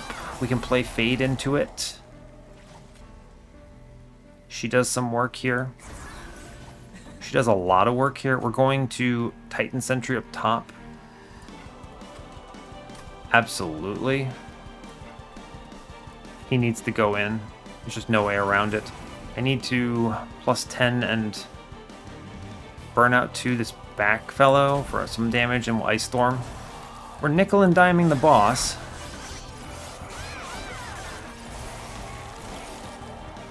We do see a primitive mold here. We click the primitive mold. Does this win? Is Little Fade strong enough to win this? Yes. She gets 3 turns. Hold up. There's one thing. So the Legion of Wax here is very strong, but it's extreme. There's no way I can do the math on this guy.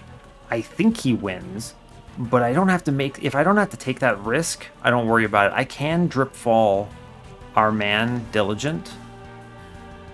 Think about this. So if I play Little Fade, right? Little Fade represents 425 right now. Now that is 425 times 3. 1,275 damage. Does she get 3 turns? No, right? He does 48. Think about his mixes. He does 48 plus 16 plus 16. So she does take 1 swing on Fade, but she has 19 life. We've done it, right? Yeah, math this out. This is actually really close if I play Fade, because I can't play Wax. I'm like 90% confident he gets there as well. It doesn't bode well for the Divinity, by the way. I'm a little monkus on the Divinity here, but I think we get there.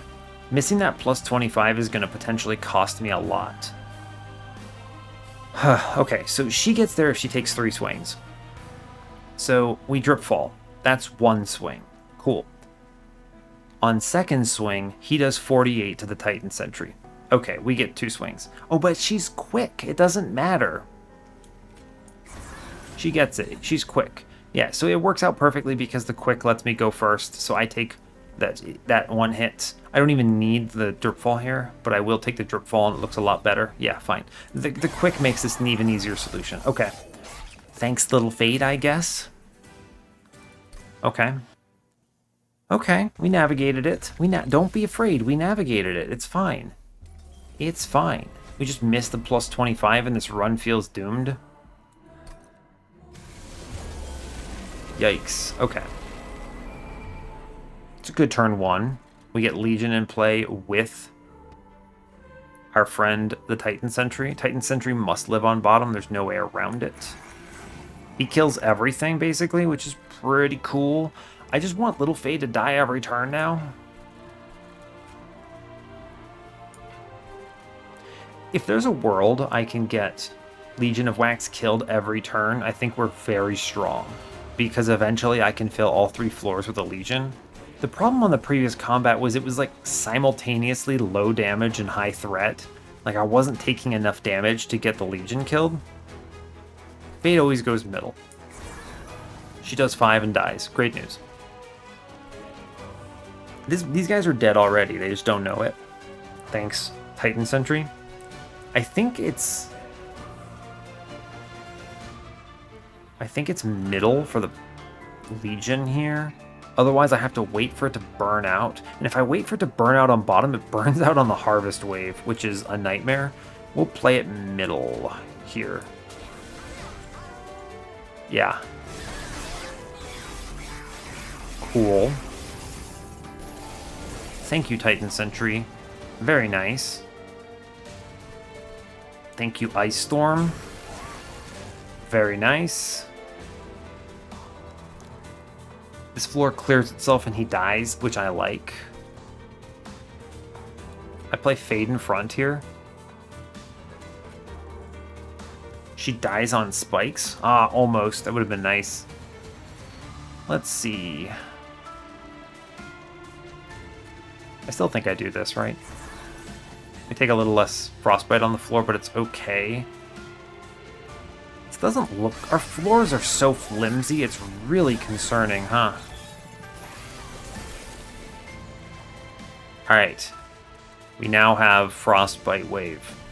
I mean, the other wave, right? I could reasonably play Titan Sentry middle now. Ugh, we didn't hit the silence on the right units here, so have to play Titan Sentry somewhere. Why? This is like the biggest thought Little Fade run I've ever had. Just an absolutely unbelievable amount of thought goes into this. Now, hilariously, this back dude is actually dead. 5 and 4, he dies. So all I'm really risking is this mid floor. I could clean it up with Fade. I think I'm definitely playing Ancient Synergy bottom.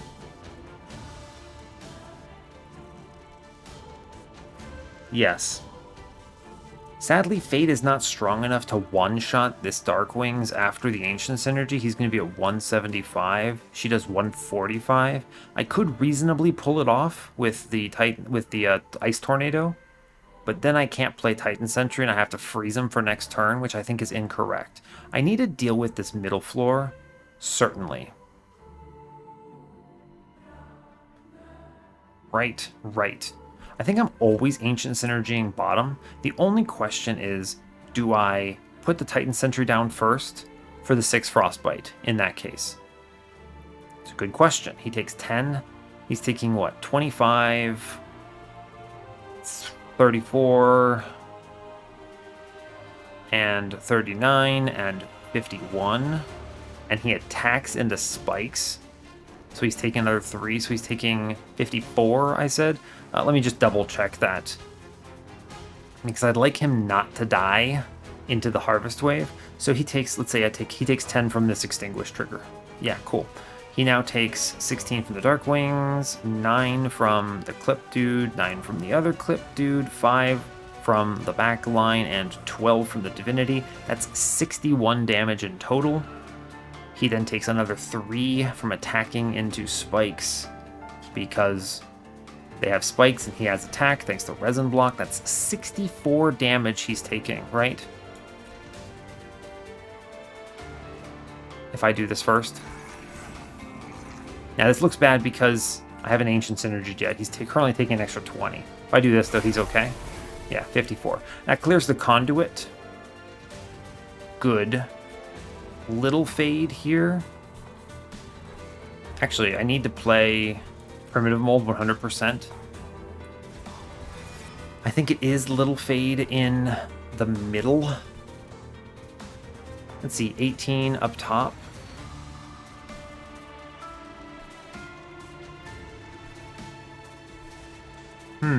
I could reasonably put him up top to clear this up. I think Little Fade goes middle here, because she's going to kill this front dude and then die from this dude. Yeah, it does clear out the middle guy. I knew he wouldn't win there. Now, do I play this on bottom? No. I'm soon to hit this Intent on Death. If I hit Intent on Death, I think I scale out of control. Until I hit Intent on Death, I'm a little spooked. The problem is I rely on this guy for damage, and I'd only have one of them, so I need him to die. I have Preserve. I can freeze the Intent on Death if I see it. I'm going to play him top. No. Yes. No. Yeah. No. Yes. Lock it in. There's a reason for this, because I don't want to take the Ember Drain here. So I freeze Paraffin Enforcer, Infused Legion of Wax. Watch this. This is going to be good. And now I don't play him, because it doesn't matter if he gets hit on this turn, right? It just does not. We have Little Fade to help, which is good. Spikes are cleared. We did Silence Chains, which is excellent. We don't see the Intent on Death, which means I don't feel as bad. Fade up top is actually excellent here, right? She just dies and does her job. That's really good. It's a really good solution here. I now Ice Storm middle, I think. It's a pretty good hit. Hit all the units, which is what I like to see. I wonder, let's play, we're going to play Legion middle. Because I have the option to Engulfed and Smoke him. Actually, it turns out really good. This was a question of how does the Harvest cascade before we take damage? There's no way I could have done this math. And so it's actually super beneficial that I do this. Yes.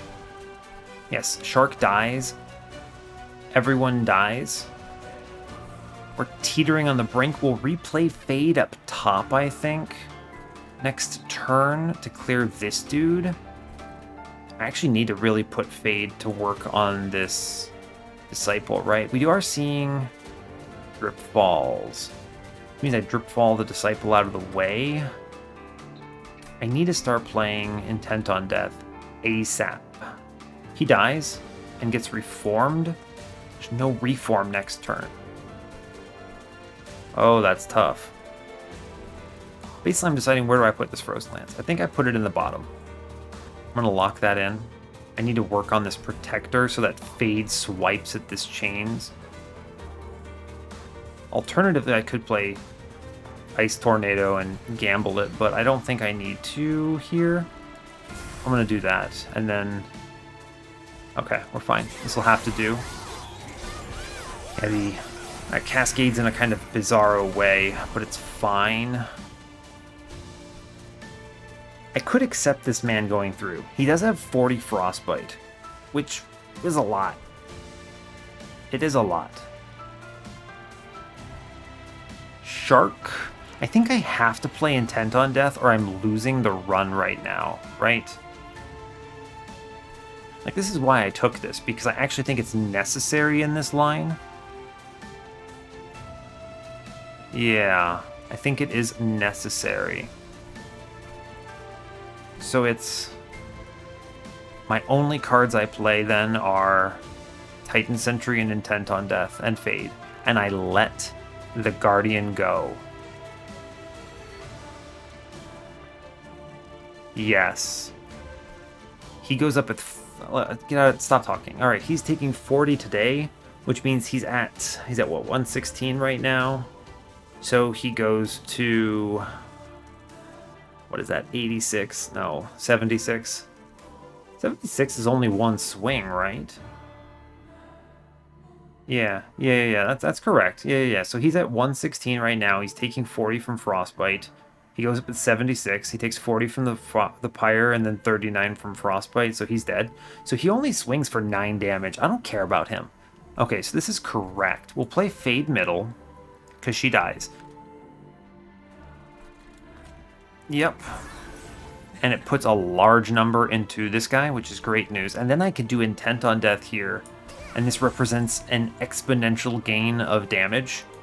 And we put No, don't mess up. Titan Sentry on the bottom. Thank you, Titan Sentry. Very cool. If the only things I play every turn are Titan Sentry and Intent on Death, I win the game.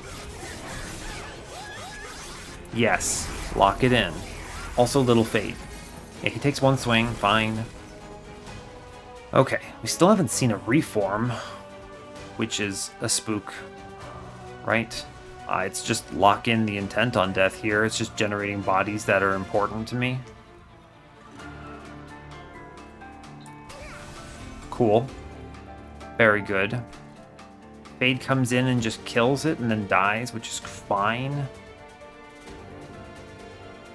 Sure. Fade comes in, swings, and dies. And then... Oh, we didn't silence. We silenced everything else on this wave, which is pretty nice. I do think I need to play Titan Sentry and accept this Ember Drain, though. I need to get him in. Yeah, I do.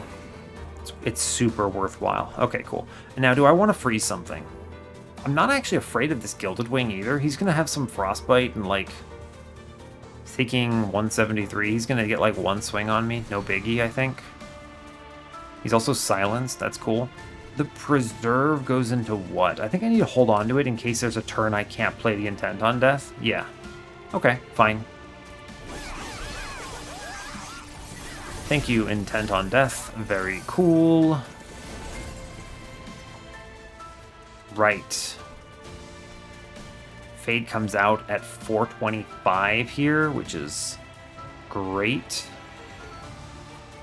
I think I have to play Intent on Death here or we lose. Yeah. Fade comes out, takes a swing on him.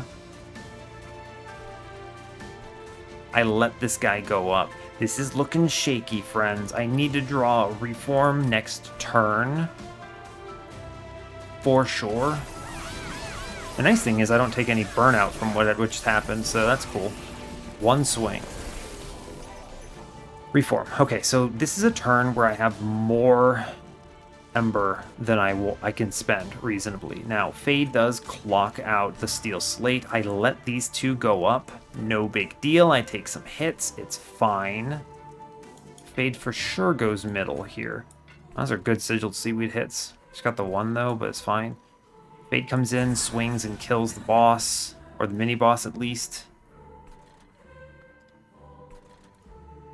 What matters more? Shark?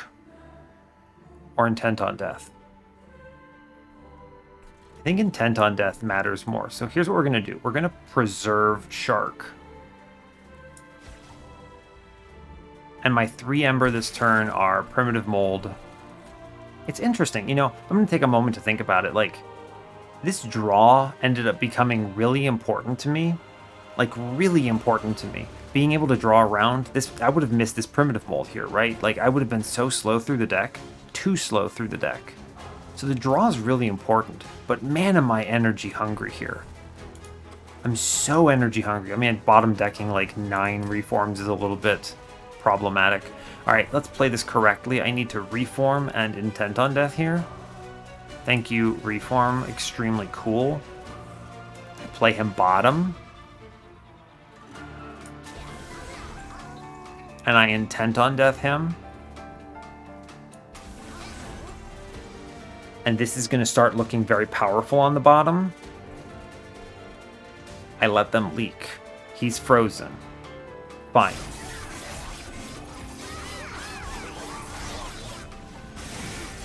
Sure, 96 HP is no problem. Now we should start looking a lot better, I think. Because this turn is just Fade up top. I can't leak a 120 damage unit. Yeah, Fade has to go up top now. Which is very bad.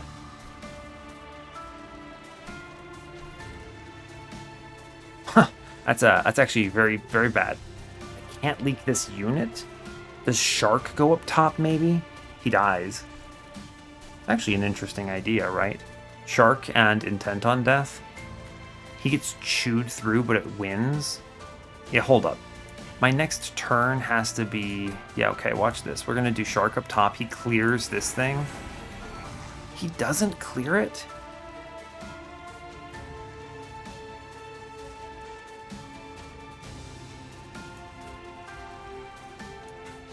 He doesn't clear it. This thing is too powerful? Oh, because it kills, so it heals. I have to play Fade up top. Wow, that is one of the most bizarre things. Yeah, I have to drop Fade up top. It's potentially extremely bad.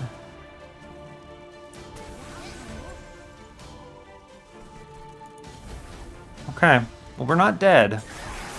But that is a real bad thing for the Relentless combat, I think. We win on bottom? What? We win on bottom. Look at this floor. They just 1v1 the Divinity?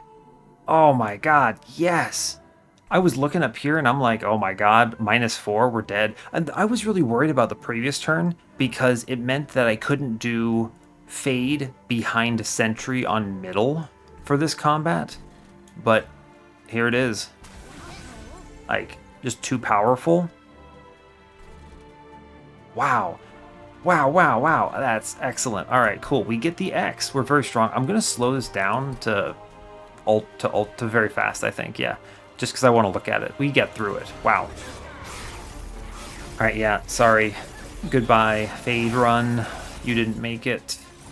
Sure, looks bad. Watch this rage scale. This is why I'm talking about this thing like it's out of control. Look at these numbers. Just grow at a ridiculous rate. He cannot keep up. Yeah, all right, we get it. Whew. That was That was one of the tougher melting runs I've had in a long time, but we take it home. I was, wow, the 2 hour melting nail biter. Huh, all right, well, we did it. We did it.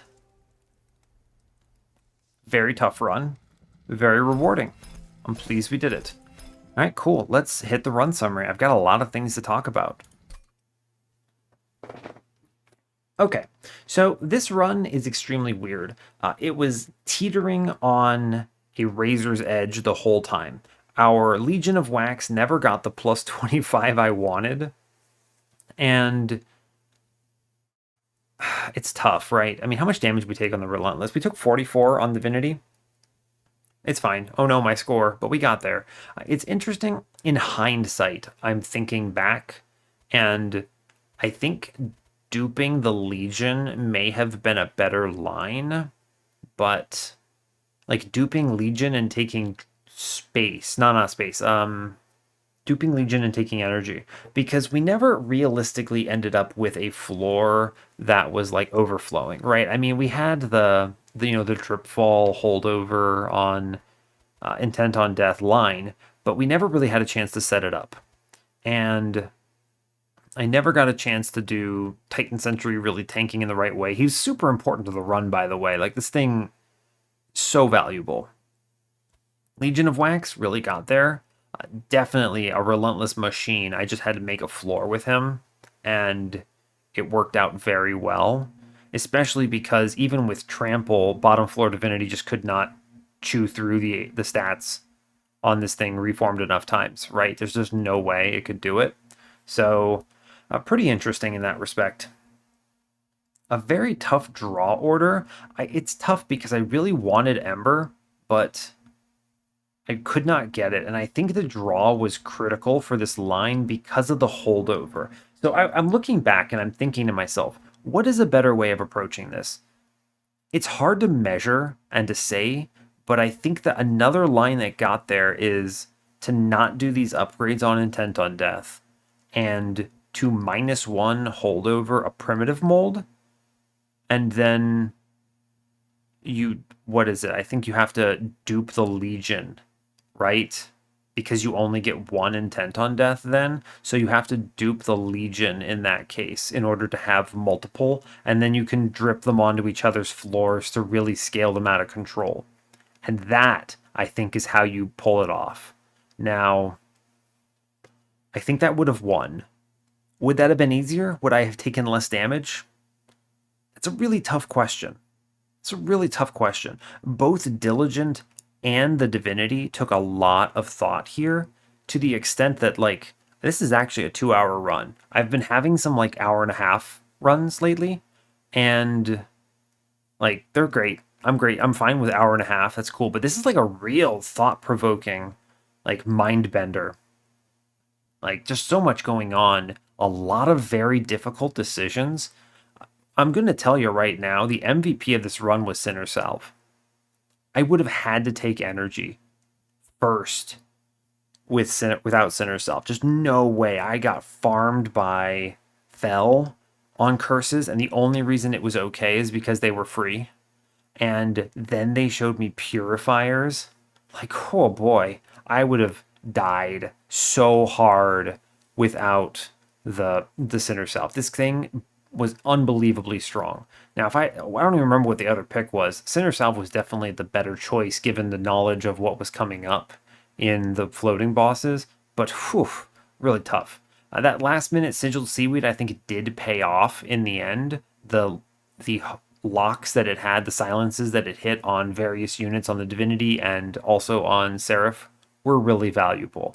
There were enough good relics in that pack that I think it was a good choice, even if it made Divinity riskier. I mean, Seraph riskier too. I think that I would not have gotten the upgraded Light Wings on Seraph on the Relentless turn if I hadn't taken the Sigiled Seaweed, which makes it a much easier combat because the thing's not doing 50 damage to my floor. Like, I think I would have potentially cleared on bottom if that had not been the case. So, okay. The truth is, I didn't get a chance to to play as many of my big cards later on as I wanted. This is a case where I think Ember would have paid off as well. Taking Ember on that second floor, that second boss relic, and then not doing the shenanigans I did with Intent on Death and just duping the Legion instead, I think enables me to play these Ice Storms and the Ancient synergies a lot more than I could. They were good.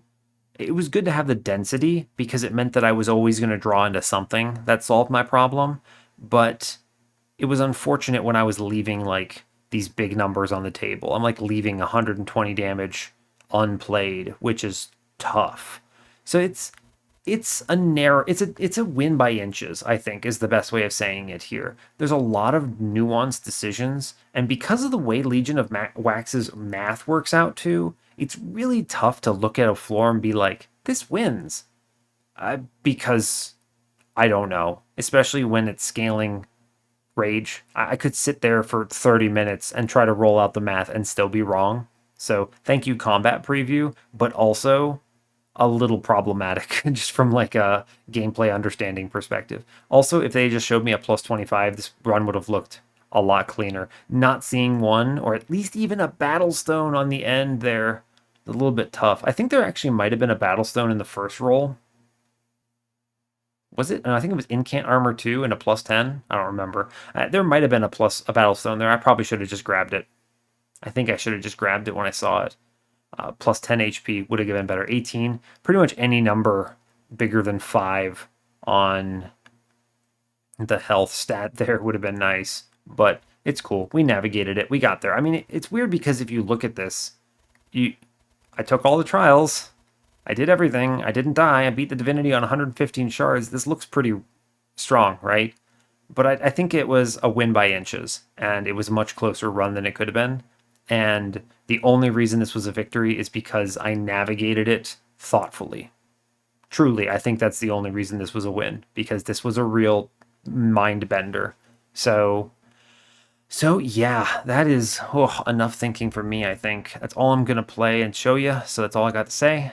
So hey, thanks a lot for watching this. I really appreciate your time if you made it all 2 hours in. As always, give the video a like or a dislike if you want. You can subscribe to the channel if you want to see me overthink the hell out of some more runs, and stay tuned for what's next. Take care, folks.